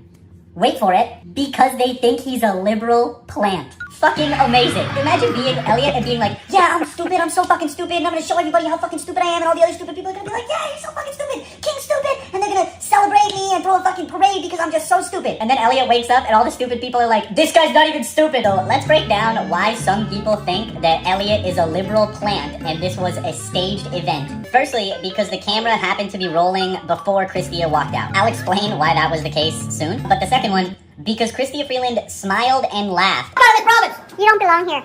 You're a fucking traitor! You fucking bitch! Yep, she definitely smiled. Not sure why this was evidence the whole thing was a setup. Seems to me like Chrystia Freeland was trying to be respectful and not laugh at Wreck-It Ralph throwing a temper tantrum. Wreck-It Ralph. That is brilliant. Why does the chipmunk voice work? Callum. Huh? Why is the chipmunk voice work so well with this? I don't know what it is. I asked him because we've got a meeting, and I'm like, hey, dude, what's with the chipmunk voice? I fucking love it so much. He goes, I don't know. Everybody else loves it too. So I just give everybody the same chipmunk voice and all my fucking videos. But what he did, I think is what we have all uncovered about this man is that he's just a piece of shit. Yeah, right? Yeah. Like he's not a representative of Alberta. No. Does he have the Alberta anti-vaxxer uniform on? Sure he does. He's Yeah. got the fucking hat with the curved brim. He's got the wraparound Oakleys, which are not Oakleys. You probably bought. They're probably like Sundogs or something that he got for $12 at a gas station. And then, of course, he has the camo Crocs, ladies and gentlemen, which if they're not Skechers, they're Crocs. It's like he fits it to a fucking T. But what did incredible damage to your province this weekend was the fact Crocs that everybody are was very like, that's comfortable. I will Alberta, say dude. that. What's that? I will say Crocs are very comfortable. Yes, they are. I don't mind. I'm not going to let Elliott McDavid ruin Crocs for me. No. Or wraparound shades. Or a boiler. Or bent. Or a fucking or facial hair. Or facial hair. So, in my estimation, like, you know, we bandied it about. We've had a lot of fun with this guy this weekend. But what really suffered, and I actually felt sorry for you because I thought to myself, you do this all the time. I did. You're I felt sorry for you problem. because I've been telling everybody that's Alberta for the last year, and Alberta reared its ugly head, and I'm like, holy fuck, it is Alberta. That is absolutely Alberta. But what was that like for you? Like, as an Albertan who's got some common sense, who's vaccinated, who believes in being kind to people, who's high-minded a little bit, and who understands the common good. What was it like seeing like literally every negative stereotype that's been forwarded about your province during the last 2 years, which has contributed greatly to the fucking joke that we're watching in your leadership debate? But what was that like from your perspective? Because only like 20-30% of your province is like that, by the way. That's high. Okay, so here can I dig into this with a radio analogy? Yeah. Okay, so if you listen to the Locker Room, or you know me and my brand, you probably have a very strong opinion of what it is that we do, who I am, and the life that I live. And that's fine. I can't really fix that. And there's different degrees of that, right? Like, there's people that have listened to me since I was in fucking Prince George. I have a guy that calls on a regular basis because I remember you in Prince George. I've been following you around all over the country. And I've bounced around, and every single radio show that I've had in every single market, people have a very strong opinion of what it is that we do, my show, right? And quite often there is negative stereotypes that come with that. And quite often it has an impact on how they present that to a buying public, right? These are the clients. But what ends up happening in every market that I've ever been in is there is a certain amount of growth. And it does take a bit of time, but then it catches fire, and then all of a sudden they're making money, and they're looking at this show differently, but they still have the same sort of very harsh opinion of what the show is, right? But then they go, okay, but why does that guy love that guy so much? And why is he spending money? And so we're able to continue to do the show that I'm doing.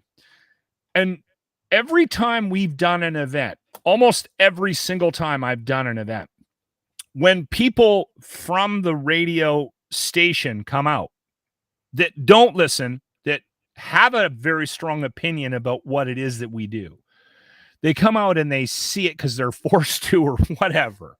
Yeah. And they see the people that come out to support us. They go, hold on, that doesn't make any sense. That's not the show.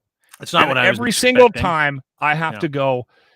The thing that you have to realize is that on the surface, if you just tune in once or twice and you have a very strong opinion about what the Locker Room is, you're not going to understand who we bring in and who listens to us on a regular basis. And it's not the guy in the Ram truck who drinks Budweiser, who eats barbecue, who swears too much. We have a wide range. We have younger women that listen. We have younger men that listen. We have older people that we have this huge audience because our show is appealing to a large demographic. Alberta is like that, right?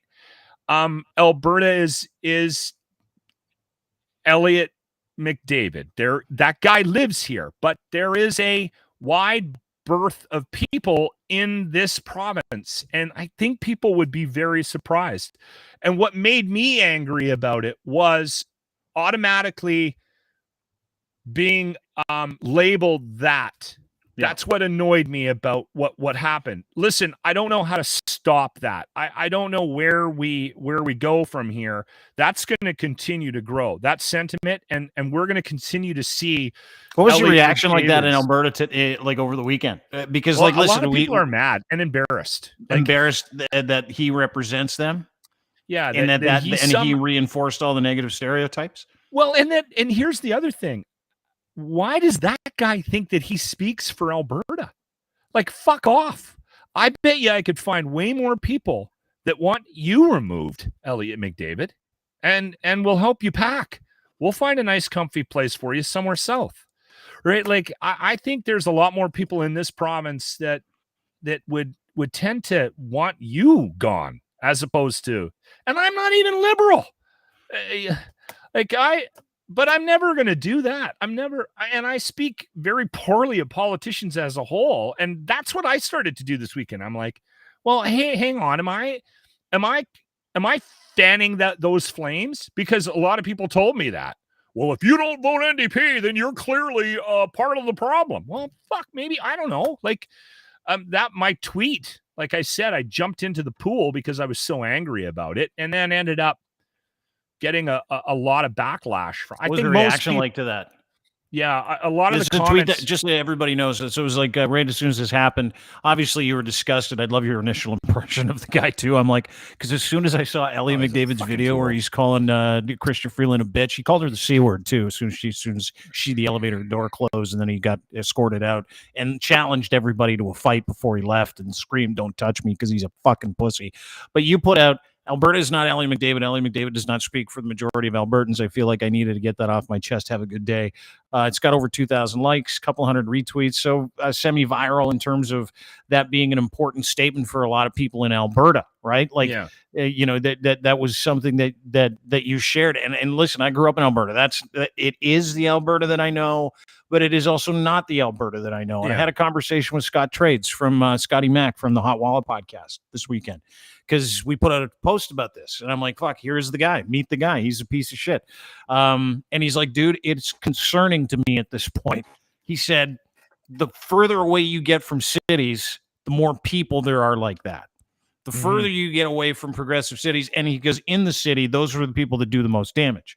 He said, but the further you get away from, urban centers, you get into rural cities. There's this silo of individual that is native to rural parts of Western Canada, and I'm not just saying it's it's here too. It's here too, of people that just hate everything to do with this government, hate everything to do with this country, and they consume only information that supports their perspectives, right? And so that's a genetic issue, right? That's then an education and a genetic issue where you've got an inordinate amount of those people. And if you take it per capita, Alberta's up there, Saskatchewan's up there too. Don't know a whole bunch about Manitoba, but it appears like they're up there as well. BC, I think when you get to the closer to the mainland, the lower mainland, that you get urban areas again, and it's a natural thing. People who are attracted to cities are attracted to cities because they go there for education, better jobs. So generally speaking, they're smarter. I think this is a rural issue across this country. Yeah. And I also think it's an educational and genetic issue across this country too. Yeah. Well, and the thing that I think people need to realize, and it's interesting that you had JC lined up before this even happened.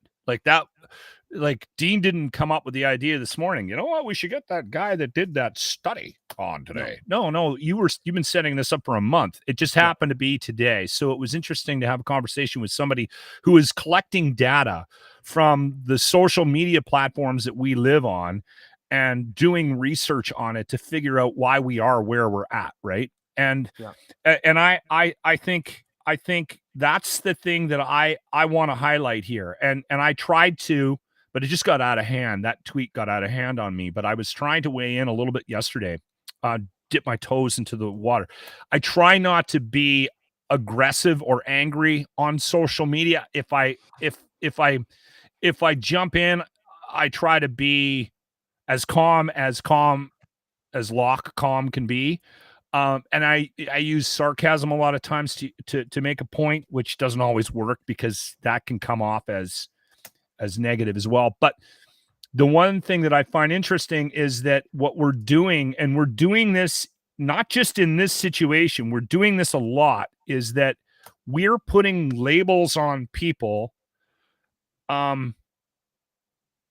extreme labels on people based on how they vote and how they think. And I think that's going to continue to cause more and more issues. Somebody asked me how I voted, and I said, well, I lean conservative. Well, then that's why. Then you're the reason why that Elliott McDavid exists. And what does that do? That just pisses me off, because my idea of conservatism is not Elliott McDavid's idea of conservatism, right? Like, I don't consider myself even remotely close to him in any manner. I was told that if I didn't vote NDP, that I am part of the problem. I'm like, what? I've never voted NDP in my entire life. I called Rachel Notley. We call her Notley. I actually find Rachel very entertaining and quite funny. And if she wasn't a member of the NDP, I'd probably vote for her just based on the fact that I like her. Every once in a while, I think she does the odd press conference with a couple of beers in her, and I think she's hilarious. But I don't like what her party stands for, so I won't vote for her. And I've been in public with her a couple of times. I would never in a million years accost her in public based on her work, based on the fact her that views, she's a her ideologies. Politician. Yeah. Again, I think that's part of that was really highlighted for me this weekend was, okay, all of a sudden, everybody in Alberta is Elliott McDavid. And that's not the case. No, if you take a look at the urban markets, the urban cities, the landscape politically is quite liberal, actually. Yeah. And I'm railing against that on a fairly regular basis because they want to spend money on fucking bike lanes, like $1 billion on bike lanes in Edmonton. Yeah. Right? And it's just another way for them to virtue signal too, right? Here's a byproduct of the world that we live in right now. Right? Okay. So you have that rural thing, and you have that Alberta stereotype, and people that have made homes here and lived here are hyper aware of it and don't want to be that. So they go out of their way politically to not be that, right? And so we tend to quite often overextend ourselves the other way, and we're overcompensating with things like trying to put gondolas through the river valley here in Edmonton and bike lanes. And we're not comfortable with who we are as a whole because of how the rest of the country views us. So we do stupid things and spend money dumb and make decisions that kind of hurt us because we're trying to be something that we're not, because we're not comfortable with who we are. And anyway, that's way too deep for a fucking Monday. You went for it, though. I will say this is the response from the video that we saw this weekend of this fucking bag of trash, Elliott McDavid, treating a woman, several women, scaring. Like, I mean, you want to base it, take everyone's job that was getting in that elevator out of the equation. He intended on threatening and scaring these women because he's angry. Let's watch one more time. Right there. Hurry. That's Chrystia. Chrystia! Yes? What the fuck you doing in Alberta? You fucking traitorous fucking bitch! Get the fuck out of this province! Great shirt. Great shirt. Great couple. There's a nice power couple right there. I said this yesterday, and I think it bears repeating, and I said it just in a tweet at @steamblendell.com because I was having dinner, and I'm like, oh, it dawned on me. I hate the left. I hate the right. I fucking don't trust a single politician in this country not named Nate Erskine-Smith. Not one. I don't even think not one. And it dawned on me last night is that we have an angry white guy problem. We don't have a left or right problem. Because after going through that study the JC put forward, and after doing some reading on the weekend, we have equally fucking amped up losers on the left as we do on the right. All the same. Fuck all y'all. Just let me put that out there. Fuck you and fuck you. Fuck the extremes. Fuck yourself. You all share one trait, and that you're all angry white victims. All of you. Every single one of you. And the people who aren't, you're doing it wrong. Because you're following a whole bunch of angry white guys down the fucking road of stupidity. And I'll tell you what's at the end of that road. When you finally get there to the end of that road of stupidity is an angry white guy who's sad because you got a group of people, other governments, factions on the right and the left telling you you're about to lose something. You're about to lose privilege. You're about to lose your access. You're about to lose your land. You're about to lose your cars if you believe in that wacky Klaus Schwab World Economic Forum bullshit. It doesn't matter what it is that you believe, that you've been told you're losing. You're angry because you're dumb. Matter of fact, not only are you fucking dumb, angry white guy on the left and the right who likes to fucking spread fear porn, you're also genetically predisposed to it because you come from dumb people. It's a fact. Is that genetically you're predisposed to not having to do the work of being accountable. And you're not having to do it because you don't understand it. You don't understand what it's like to be civic-minded. You don't understand what it's like to be a good human being. And what's worse, it makes you uncomfortable. So you've got a bunch of people telling you that you're the victim. Case in point, Pierre Poilievre. What he said yesterday blew my fucking mind. And I'll tell you why. Because the video that we watched... Elliott McDavid? Oh, yeah. Have you not seen his response? It's it is a fucking joke. I'm going to play for you one of the greatest pivots to victimhood you will ever see in your life, because he's the leader of the dumb, angry white guy group in this country. We have leaders on the left. Those guys are a little bit fucking, they're pussies. They don't put themselves out. They're just like, oh, I'm going to fucking, all of you are stupid. I'm not endearing myself to either extreme at the moment, but that's okay with me. But this was Pierre Poilievre's response. We had Doug Ford. No, we literally had Doug Ford come out and go, that was inappropriate. You should not treat politicians or Chrystia Freeland that way. She's a good woman who does a good job. Doug Ford said that. And I know everyone fucking hates the guy. I think Kenny said something too. Jason Kenny came out and he's like, that was fucking rude. Don't do that again. And then a couple of guys running for the leadership in Alberta were like, that's wrong. But they all help create this. They all help create this with fear mongering and fear porn and feeding bullshit to the fucking. That's where land. I don't disagree. That's where this conversation takes an ugly turn. Yeah, is because I think on some level, we're all to blame for where we're at. So 100%. Having an idea of the role we play in it is important. And that's what I keep bringing out. That's what I'm hoping to walk away with, is a better understanding of my role in why we have this division right now. Not specifically Elliott McDavid. I don't think anybody, yourself, right? Just how you manage yourself. And again, that goes from everything, just to my communications with my friends and family, to how I interact with you on this podcast, to my social media. You know what I'm saying?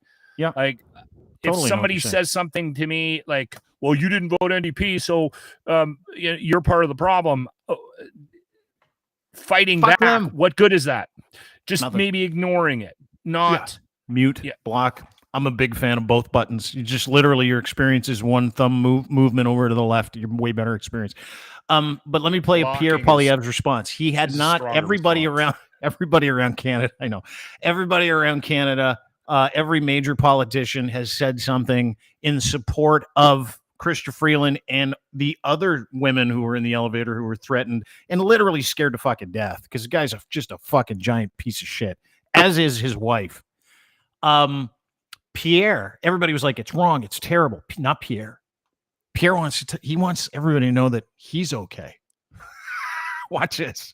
Accosted by someone in Grand Prairie, and your thoughts on seeing that video? Well, it's absolutely unacceptable, and I can relate, of course, because I've been the subject of so much online harassment and abuse. My wife has received so much horrific material directly to her social media account that we've had to hire a private security firm to protect our family.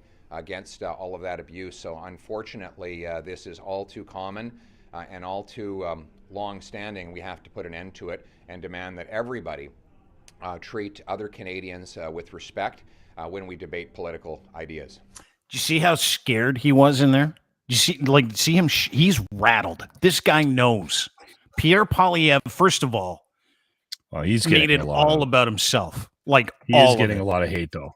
He fucking deserves it. He fucking deserves all of it. He deserves all of it in as much as Trudeau deserves the fucking hate he gets for dividing this country with his bullshit statements. Yeah. He doesn't deserve, the threats of death and, the gallows and all that other stuff. Nobody does. Nobody deserves the kind of shit that we saw. Not even Pierre deserves it. Right. But I want you to watch this again. I want you to watch it from a perspective of his body language. He's quivering. He doesn't want to answer the question. And I want you to listen very fucking carefully to how he takes something that was horrific for a group of women. Hang on. He's horrific for a group of women. What we all are rallying against, which is the treatment of these 3 or 4 women by a couple of fucking just angry assholes. And I want you to watch how he turns this into, well, I've been threatened and I've had to hire private security. I think he meant security, but I don't know, whatever, security, if it's the same thing, because of the threats against him and his wife. I want you to watch this. So he's kettled this. He's helped start this. He's lit the fire behind this. He's helped sustain this. He is courting these fucking angry white dudes. And now it's about him all of a sudden. And it had nothing to do with him. Watch. By someone in Grand Prairie, and your thoughts on seeing that video? Well, it's absolutely unacceptable, and I can relate, of course, because I've been the subject of so much online harassment and abuse. My wife has received so much horrific material directly to her social media account that we've had to hire a private security firm to protect our family against all of that abuse. So unfortunately, this is all too common and all too long-standing. We have to put an end to it and demand that everybody treat other Canadians with respect when we debate political ideas. So you know what means the last part? I'm like, but you made it all about yourself. Like that was a fucking golden opportunity for him to tell people to shut the fuck up. It would be a golden opportunity for him to tell the Elliott McDavids of the world, you don't represent us. We don't want your vote. But he refused to do it. And the reason why he refused to do it is because deep down he liked it until 44 hours after that happened, he had a chance to speak to it. And what did he do? He talked about the threats that he gets because that's what he's about. He's not about the collective. He's not about doing the right thing. He's never been about doing the right thing. And he is fucking pulling out all the fucking angry stops. And this includes kettling of angry far-right assholes like Elliott McDavid, who confronted Pierre Poilievre 2 or 3 weeks earlier. There's video rolling around about those two. And I can tell Pierre's uncomfortable with that guy. I can tell that he doesn't like these people too, but he refuses to do anything about it. He refuses because one vote might make the difference to him. I don't know why he didn't take that opportunity outside the fact that he didn't really care. But here's the fucking biggest problem. This is the biggest problem. He can't put this genie back in the bottle. There's no way. What I saw from him in terms of scared, the palpitations, I get threats too. That was him saying, in my mind, oh my God, he knows. How do I put the fucking genie back in the extremist bottle? I don't think he can. He knows he's part of the equation, right? And I think that's where we're at right now. I think, and I hope we don't see more examples of this Elliott McDavid blow up. I'm, you got to say that. You have to say that. You got to be hopeful that doesn't to continue to be a trend. But unfortunately, I think it is. And now here's what I will throw out there. And again, I keep ringing this bell. The way out of this is for every single person to take a look at what their role in this division is, right? Mm-hmm. And reevaluate and be honest with yourself, right? Because I think that's part of the problem is we're not self-aware enough. And I'm including myself in that. We're not self-aware enough to be honest with ourselves about our role in this, right? Mm-hmm. And we always focus on these individual moments instead of the collective, right? What can we do to help the whole situation? We focus on these Elliott McDavids. Well, that's Alberta, rah! Mm-hmm. And again, we're not going to get out of it unless we get strong leaders. But unfortunately, we're in a position right now where the types of individuals that end up getting into politics, and again, here's me shitting on politics, me telling everybody to be more forgiving about the whole thing. But then on the heels of that, I'm basically saying that anybody that gets into politics is a lunatic. You're crazy. In the world that we live in right now, it's got to be one of the worst jobs. And who's getting into those jobs? Complete narcissists. We know that Justin has to have a narcissistic streak. He has to. There's no explanation for wanting to be the leader of this country. And PP, that is pure narcissism. The fact that he absolutely cannot, for a moment, take into consideration what those four women went through in that elevator and speak to that for even a second outside of, we can't condone that. And then go on to talk about himself and what he's going through is just a glaring example of the fact that this man is a narcissist. And that's the only explanation for the reason why he's running. Mm-hmm. Like, that's the type of individuals we get. We're not getting strong leaders, and we're not going to get out of this until we get people that have the courage to hit this head on. And even then, that guy, imagine how bloody that guy's going to be coming through that first wall, right? Like we're going to beat the hell out of that guy. Yeah. Anybody with any amount of integrity is going to get eaten alive in the environment, in the climate that we've created. All of us have created. But there is in this country. But there is no integrity in any parts of the political game anymore. There never there rarely has been. I mean, we had the impression that they did, but like I had to go back and think about Justin Trudeau's first 6 years. That fucking guy virtue signaled his way through the first term, barely got through the second term, had to reach out to the NDP to solidify his tenure. You're talking about the coalition? Forced this country into an election as a power grab when we were our sickest. Like, for everybody out there that goes, oh, he's just no. He's just like everybody else. He's really good at pretending he isn't. Really fucking good at it. Yeah. The other side of this equation, this guy, what you're seeing is two different ideologies behind two different ambitions, and we're stuck in the middle, and they're literally using us to fight their fucking wars for us. Yeah. And you know who's the angriest right now? White guys, which is, I go back to this all the time. To your point, we need everybody to have a look at what they're doing. We need white people, white men, angry white men who just live to hate, to shut the fuck up and go get some help. Be accountable for yourself. Not look at what everybody's telling you you're going to lose and then get emotionally activated by it and decide that you're going to be part of the problem. That's the problem. The problem is that there are a whole bunch of hillbilly white dudes that are connected to the emotionality of what might happen to them, and it centers around losing privilege.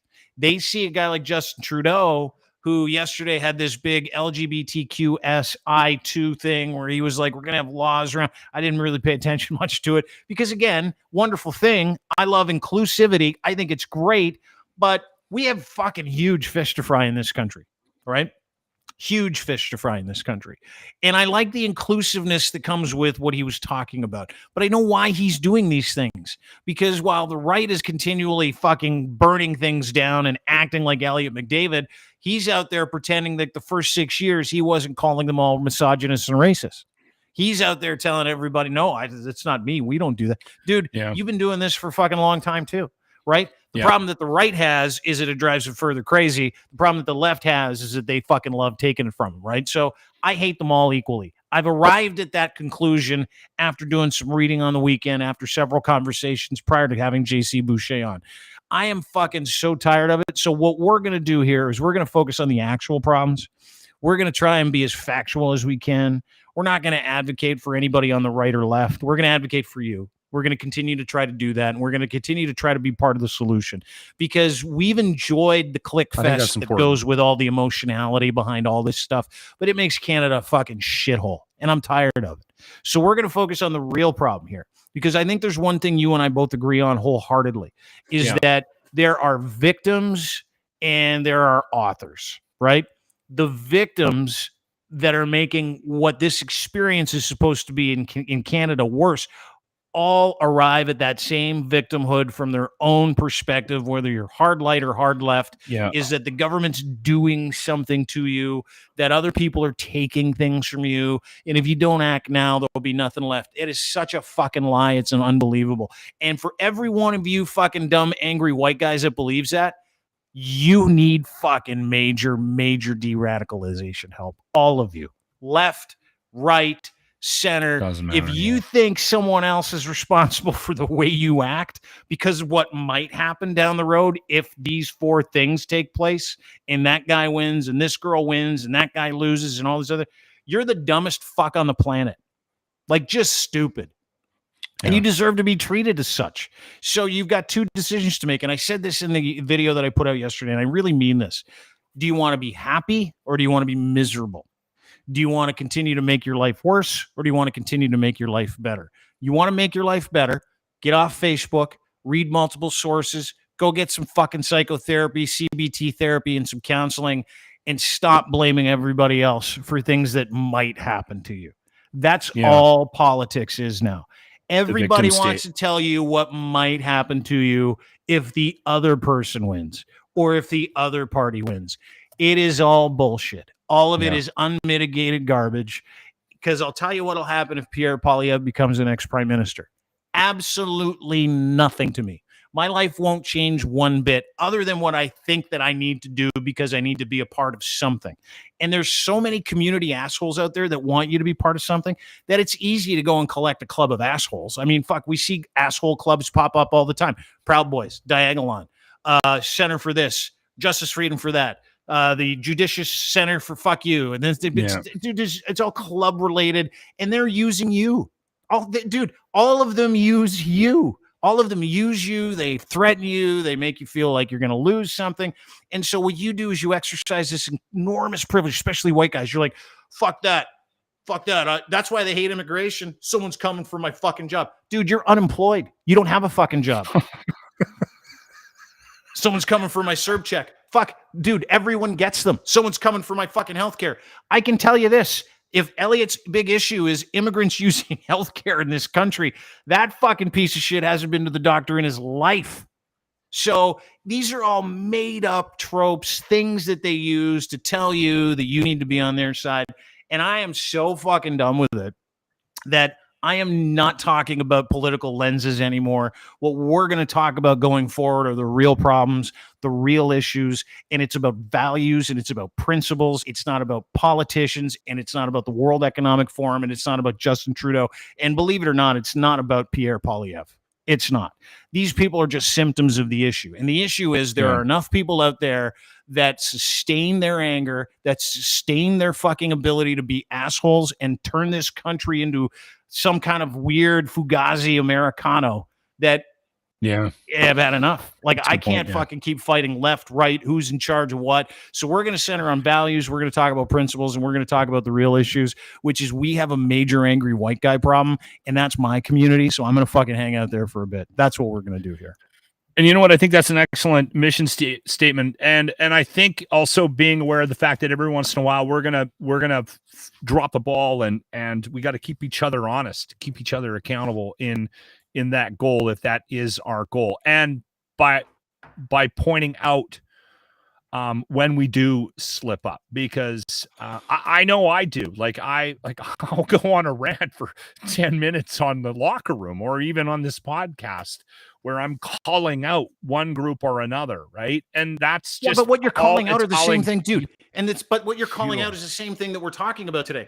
A man and a woman treated 3 women like shit. They literally just scared and threatened 3 women. I don't give a, like, I could care less the fucking perspective that they came from to do that. What they did was wrong. And we're going to talk about why people do that. And it's got something to do with radicalization, but my God, it has way more to do with the fact that Elliott McDavid reads at a second grade level and he's genetically predisposed to being a fucking moron, like a whole bunch of other people who blame everybody else for the things that happen in their life instead of themselves, right? That's pretty much fucking it. That's it. That's all we have here. And I can't wait to get going. Do-do-do-do-do. Yeah. Do-do-do-do. It is. We're going to change how we do kind of things. sad where we're at. It is, right? Yeah. And it is sad that man is even remotely considered a reflection of any province or any group. It is, right? Yeah. That's the Sad biggest issue I have with it. Or exciting. This has been exciting, hasn't it? Yes, it is. But I do like that thought that that you had on the weekend about maybe shifting our focus a little bit on values as opposed to going out of our way to add to the shit posting, because we do that, right? Shit post? Oh yeah, but that's fun too. See, that's the thing. Well, I'll shit post anybody. Yeah. And you'll continue to shit on Alberta. I understand what you're saying, but dude, I came to Alberta's defense. Brittlestar put something out. I came after it. I'm like, that's not Alberta. It's about beer mountains. You retweeted it, I think. And I'm like, yeah, dude, I came as soon as it happened. You know what I thought about? I wonder, Lachlan's probably upset. As soon as I saw this guy, and I'm like, I do it's from find Alberta. it funny though when you Lochlin. take shots at Alberta. Yeah, it is funny. There's a lot of that in Alberta, but there's a lot of that everywhere. There's a lot of dumb people everywhere. And then I want you to take that number and turn it into fucking double that number, because that's how many dumb people there are in this country. And they are all fucking angry. And dumb people get angry about things that they can't control, right? And they literally look at anything that doesn't happen in their life as an affront. Oh, I got to blame someone else. No, you don't. You know what you got to blame? Your lazy ass. That's who you got to blame. So you're going to spend all that energy. Can I tell you a quick story? Yeah, because you brought up something. You remind me. Is it quick? It's not quick. No, it's never I quick. didn't think so. Okay. All right. I do have to preface this conversation by saying that I have a friend that is a program director, which is a boss in another market. Mm-hmm. And we got on the phone on the weekend and we were chatting. And he was telling me that he's my age. He's the exact same age as me. And he said, you know what I find interesting? He goes, there's been this huge shift in the last, he stayed in programming and I got out of it. And he says to me, he goes, there's this huge shift. He goes, you won't believe. He says, once a week, somebody is in my office, either complaining about their workload or how much they make. And I'm like, really? He goes, have you ever done that? And I'm like, not once in my entire fucking life have I ever complained to a manager about how much work I have to do or how much. And this guy's in radio. This is the saddest fucking excuse for a career. Not the most taxing job in the world, by the way. Just in case. Radio, just to let everybody in on a little secret. Not a lot of work in radio. Not a lot. It's pretty fucking easy. So when someone says do a lot of radio, it's still not a lot of work. It's embarrassing. Yeah, is what it is. But we're at that point in life. We're all victims. Everybody's a fucking victim. Not just this political bullshit that we've been talking about, but people are just finding ways to be a victim constantly. I don't know why. What happened where we all of a sudden that became okay? Why not work hard and hopefully maybe get rewarded for that and be successful and no. I'm going to let the boss know that I work too much and I make too. And I'm like, who has the fucking balls to do that? You know who has the balls to do that? And it's constant with Elliott McDavid and every single person that blames everyone else for how shitty their life is. It's the two crowd. Everything's happening to them all the time. Happens to them on the extreme left, happens to them on the extreme right. And somehow in the middle, there's this mountain of 90% of us that are going, all right, you fucking knobs, enough. Be responsible. advocate for marginalized people, stick up for the less fortunate, don't treat other people like shit. And the way that you handle that is you stop talking about the things that they're talking about and you talk about them and their principles and their values, right? And you're right. I don't know. I've never lived in a time like I grew up being basically the laziest person in my house. Now, if I took every single person that I've encountered over the past, 2-3 years, and put them in my house, I would be probably the hardest working person in that house. And I'm still just as lazy. It isn't me that's moved. It's them. It's everybody else. It's like, nah, this is too much work for me. No, why do you do this to me? I don't want to do this. And then no one fucking figures out how capable they are. And then they end up being angry people like Elliott McDavid. That's just a fact. And then they'll be like, oh, you owe money and taxes. Fuck the government. I hate the government. They did this to me. I shouldn't be allowed to. We pay too much. I know we pay too much in taxes, but everybody pays too much in taxes. It's not just one person. It's like fucking 38 million people getting boned every April 15th, where you're like, you got to be kidding me. I got to do this again. This is fucking totally unfair. Yes, it is unfair. All of it is unfair, but they let it affect their lives so greatly that they have no ability to enjoy it. That's the thing, right? We're not going to change that. We're not going to have a massive impact on the world that we live in individually, right? You have a vote. Make sure you exercise that. Do what you can to be as good as a human being as you possibly can. You're going to get screwed. It's the way the world works. And I guess what you're saying is you're the one in control of how you react to that. Weird, isn't it? Yeah. You can like our boy. Well, Mr. McDavid, Elliott McDavid, he wasted his day going down there to become a viral meme and the most hated man in this country, easily. Yeah. And he doesn't care. And good for him, all that other shit. You know what he could have done over the past 2 years when he was literally painting like giant things of plywood about the treasonous government and going to rallies and yelling at people and talking about how miserable he is? He probably could have got his fucking plumber's ticket. Probably could have read a couple books. Probably could have gone to counseling. Probably could have gone to a psychotherapist. Probably could have saw his doctor. Probably could have started like a good eating program. Probably could have bought a new shirt. Probably could have done a bunch of things. So while the rest of the world, and they're still so angry. Thing to do. Yeah, having a shower, maybe combing through that beard, getting the ticks and the lice out of it.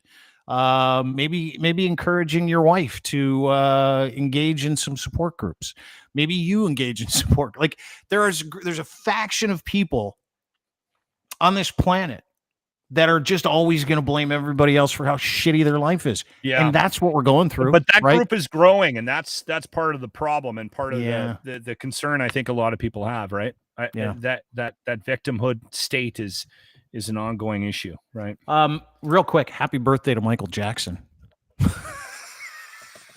I was surprised. I did a poll on the weekend thinking, all right, should we play Michael on Monday with our WTF track of the day? We do a what the fuck track on the Locker Room, and we just sort of play something that's like way outside of the normal playlist. And that's we do the next big music format in radio, by the way, is one that doesn't have a format. I'm convinced. I'll tell you what the next big format is. We're going to go back to, and I don't even want to say this out loud because I have a feeling that somebody's going to do this eventually if I don't. Don't say it. The next format in radio is live jocks that actually get to pick their own music. So it's not even about whether or not we play stuff that doesn't fit a certain format. It's about hiring people that have the ability to be entertaining, put them on the air fucking live and go, all right, here's your 4-hour slot. And not only that, guess what? I'm going to get you to pick whatever percentage of the music you want. So I'll schedule it and we'll have a system in place that will put that music in, and we've got to live up to our recommendations or, our CanCon. But no, if you come to me and you want to do a whole hour of Metallica on Monday, I'm going to let you fucking do that. Right. And then you get them to actually be entertaining as opposed to sitting there with a stopwatch going, Jerry, you talked for 15 seconds and I'm pretty sure that break could have been done in 10. Right. That's the problem with radio right now. Yeah. And I think that's the format that's going to come back because somebody is going to do that. Lachlan's going to do that on a stick somewhere in this fucking country. And everybody in Canada is going to be listening to it. because Yeah, it's going to 'cause be you don't know live what's coming. 24 hours a fucking day, 7 days a week, and Yeah. you're not going to know what's coming up musically. That's what everybody sits through. Like those viral videos that you watch where it says, wait for it. I do that all the time. It's like fucking clickbait. It's the best. You should do the same thing for radio where I'm like, wait for it. And it's like, a guy with a cow. And at the end of it, the cow beats the shit out of the guy. But it's like 30 seconds to get to the end of the wait for it. It's the same thing. The anticipation kills people. Is Lochlin going to play Dolly Parton after he plays something by the Meat Puppets? No one knows. No one knows. Anyway, so you played Michael Jackson today, part of that deal. Play Michael Jackson, and you did because you were weirded out by the fact that people still play Michael Jackson, right? Yes, so that's why I did the poll, because I was like, oh, I want to gauge where people are at. Like the guy had sleepovers with kids. That's wrong. Like, I mean, we shouldn't be playing Michael Jackson, or should we? I mean, do we let him get away with it because he could dance well and his music's catchy? Well, apparently 60% of the people thought that it was okay for me to play Michael Jackson this morning. So I was like, all right, here you go. So Billie Jean up your ass. You played Billie Jean? No Dirty Diana? Give In to Me? No? None of those two? No. We talked about Bad and Beat It. And I didn't want to play Thriller because I think that's like 10 minutes long, isn't it? Man in the Mirror? No. Man in the Mirror is quite funny. No. You got to listen to the lyrics of that. He never looked at the man in the mirror, ever. He was like, don't look at that guy. He's a pedophile. Don't look at that guy. Every time he walked by a mirror, he's like, look away. Someone drug me so I can sleep. Do you remember when you put that tweet out, I was like, I remember the interview with Michael Jackson, Neverland Ranch with Martin Boucher like 20 years ago. And there's this clip that I'm like, how did nobody know? Like, how did we not know at the time? No, we all knew. Everyone knew. Everyone knew, Dean. Everyone knew. You knew. Here's the clip. I don't. I look. I know. But at the same time, when I heard, I watched it live. I watched this live like 20 years ago. I'm like, makes sense. Doesn't make any sense anymore to me. Have watched this. Sleep on the bed. Sleep on the bed. We're like, no. You sleep on the bed.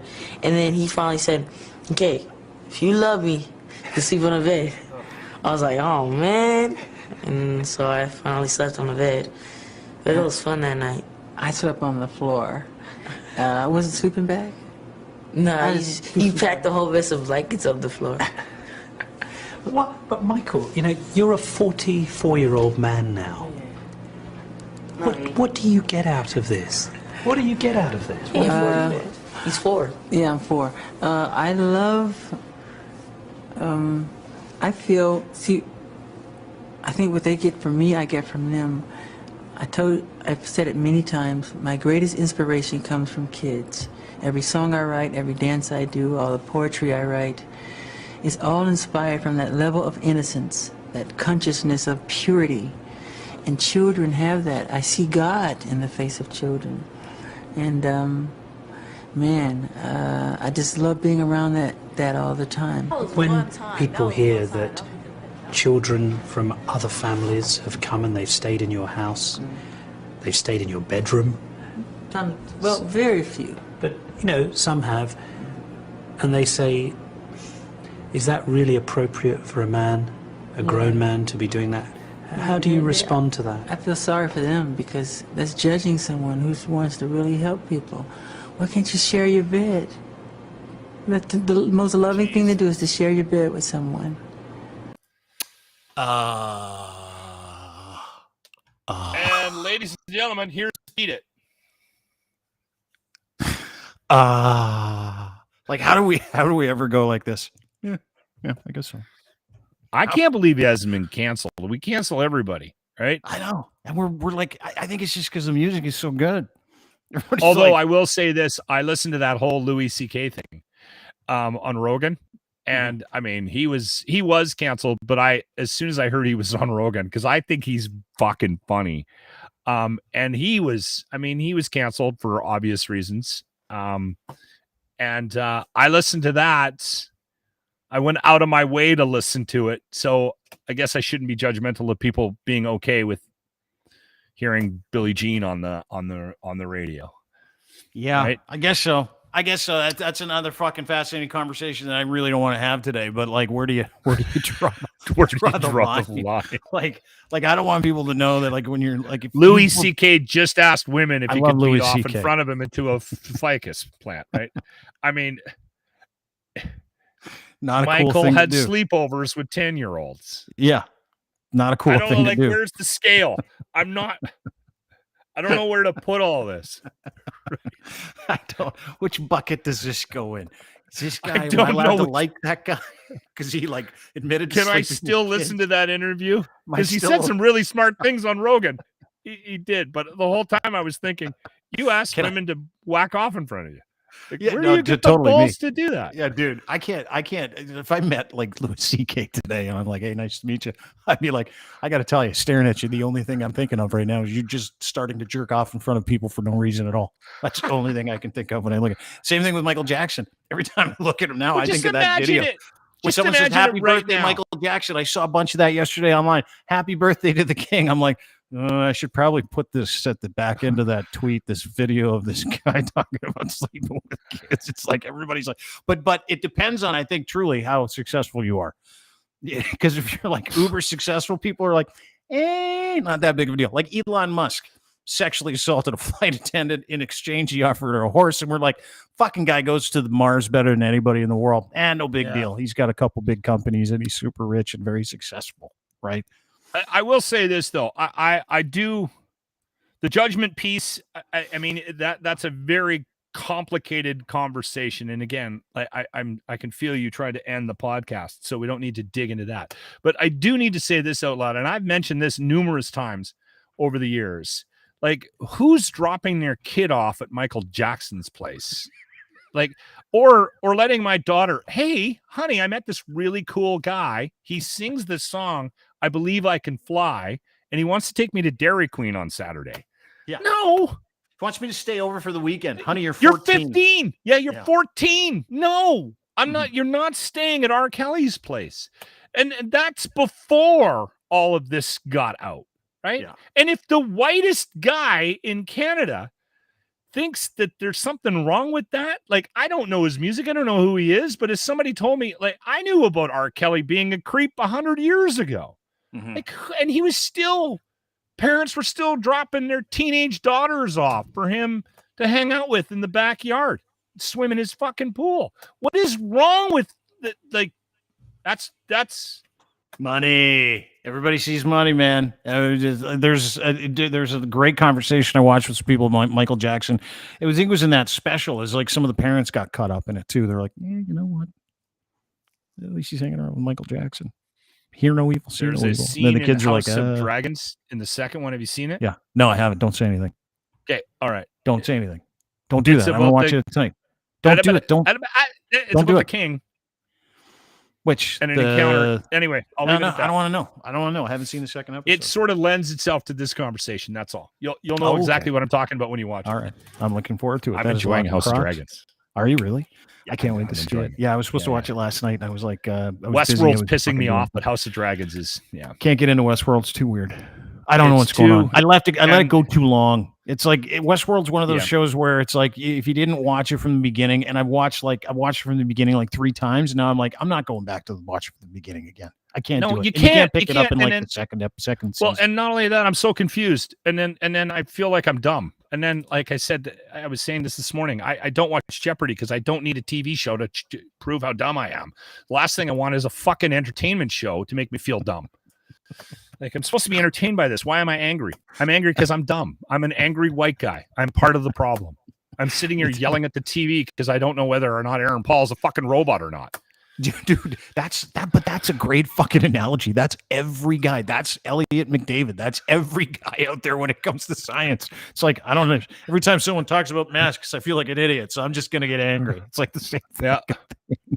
You just apply it to like Angry TV white guy shows. problem. It's different. Thanks, buddy. Great to see you. That was a good one today, my friend. Yeah, it was a lot of fun. Appreciate you. Lochlin Cross, 957 Cruise FM in Edmonton, at Thank you, Lochlin Dean. Cross on Twitter. We'll talk to you soon. See you tomorrow. And that's it for us, everybody. Have a great day. Thanks so much for JC Boucher, at JC Boucher1 on Twitter. You can follow him. He is a great follow. professor at the University of Calgary School of Public Policy. Pleasure to be, I guess, informed by him today. It's kind of the goal, right? And a quick note to angry white guys, fucking chill out, go get educated, go get some fucking counseling. That's what it's going to take, pretty much. And for other guys to go, hey, white guy, rehab. hey, angry hick, GED, night school, go do it. Anyway. Thank you, everybody, for being part of the show. Don't forget, big thank you to our friends over at kivlaw.ca. If you're looking for somebody to help you through your legal issues, and there have been legal issues, everybody goes through them. Everybody deals with it. Whether you did something you shouldn't, are you up on charges? Did you do something that you regret? You don't want to lose your freedom, and you want every opportunity to learn from this experience. Call my friends at kivlaw.ca, Robert at kivlaw.ca. Email him today if you've got an outstanding issue and you need help. I can guarantee he'll get back to you ASAP. He's just that good, and he's a good human being who helps fight for the rights of the people that he defends. It's kivlaw.ca. Again, Robert at kivlaw.ca. Make sure you check him out. Also, our friends at Easy Auto Financial for making this possible. If you're looking for a vehicle, go to easyautofinancial.ca for more information. How they get you free financing. Yes, that's right. Free financing for the car that you need. Then take care of all the backup details, all the shit that you don't want to do, whether it's forms or phone calls, blah, blah, blah, blah, blah. When it comes to buying a car, your best friend in the industry is someone in London, Ontario, Canada. easyautofinancial.ca. No obligation. Check them out today. And of course, Ed at Ed's Fine Imports. If you're looking for unbelievable underwear, Ed has boxer briefs, pouch in the front. Yes, those ones. Everybody talks about them. They're Canadian made and they're incredible. They're super breathable boxer briefs. If you haven't seen them, go to edsfineimports.com. Click on Gitch. Use promo code GITCH and then the number 3. You'll be able to get yourself a free pair of underwear from Ed when you check out after you buy 3 or more pairs, and you will love these underwear. I can guarantee it. Guarantee it. Canadian made, good Canadian dude, loves hockey, supports local charities, got a great store here in beautiful downtown Markham called edsfineimports.com. You can go and he rents suits, builds suits. He's a full tailor. He's got a shop in there. It's incredible. It's all bespoke. John Varvatos, 34 Heritage. He's got incredible selection of shoes, clothes, blazers. Massive sale right now. Go to edsfineimports.com. Again, Gitch3 is your promo code, but try his underwear. Oh, my God. You love him. Thanks, everybody. Really appreciate you being here. Have a wonderful day. We'll see you tomorrow right here on this very program, right around 3 o'clock. I think we're at 3. Yeah, we're at 3 o'clock tomorrow. See you at 3. Don't forget to subscribe to our newsletter, DeanBlundell.com. Follow us on Twitter, @It's Dean Blundell, D Blundell Show, and of course, YouTube, Dean Blundell Show, and Twitch, Dean Blundell TV. It's just my name, Twitch, YouTube. You'll figure it out. Facebook. Bye.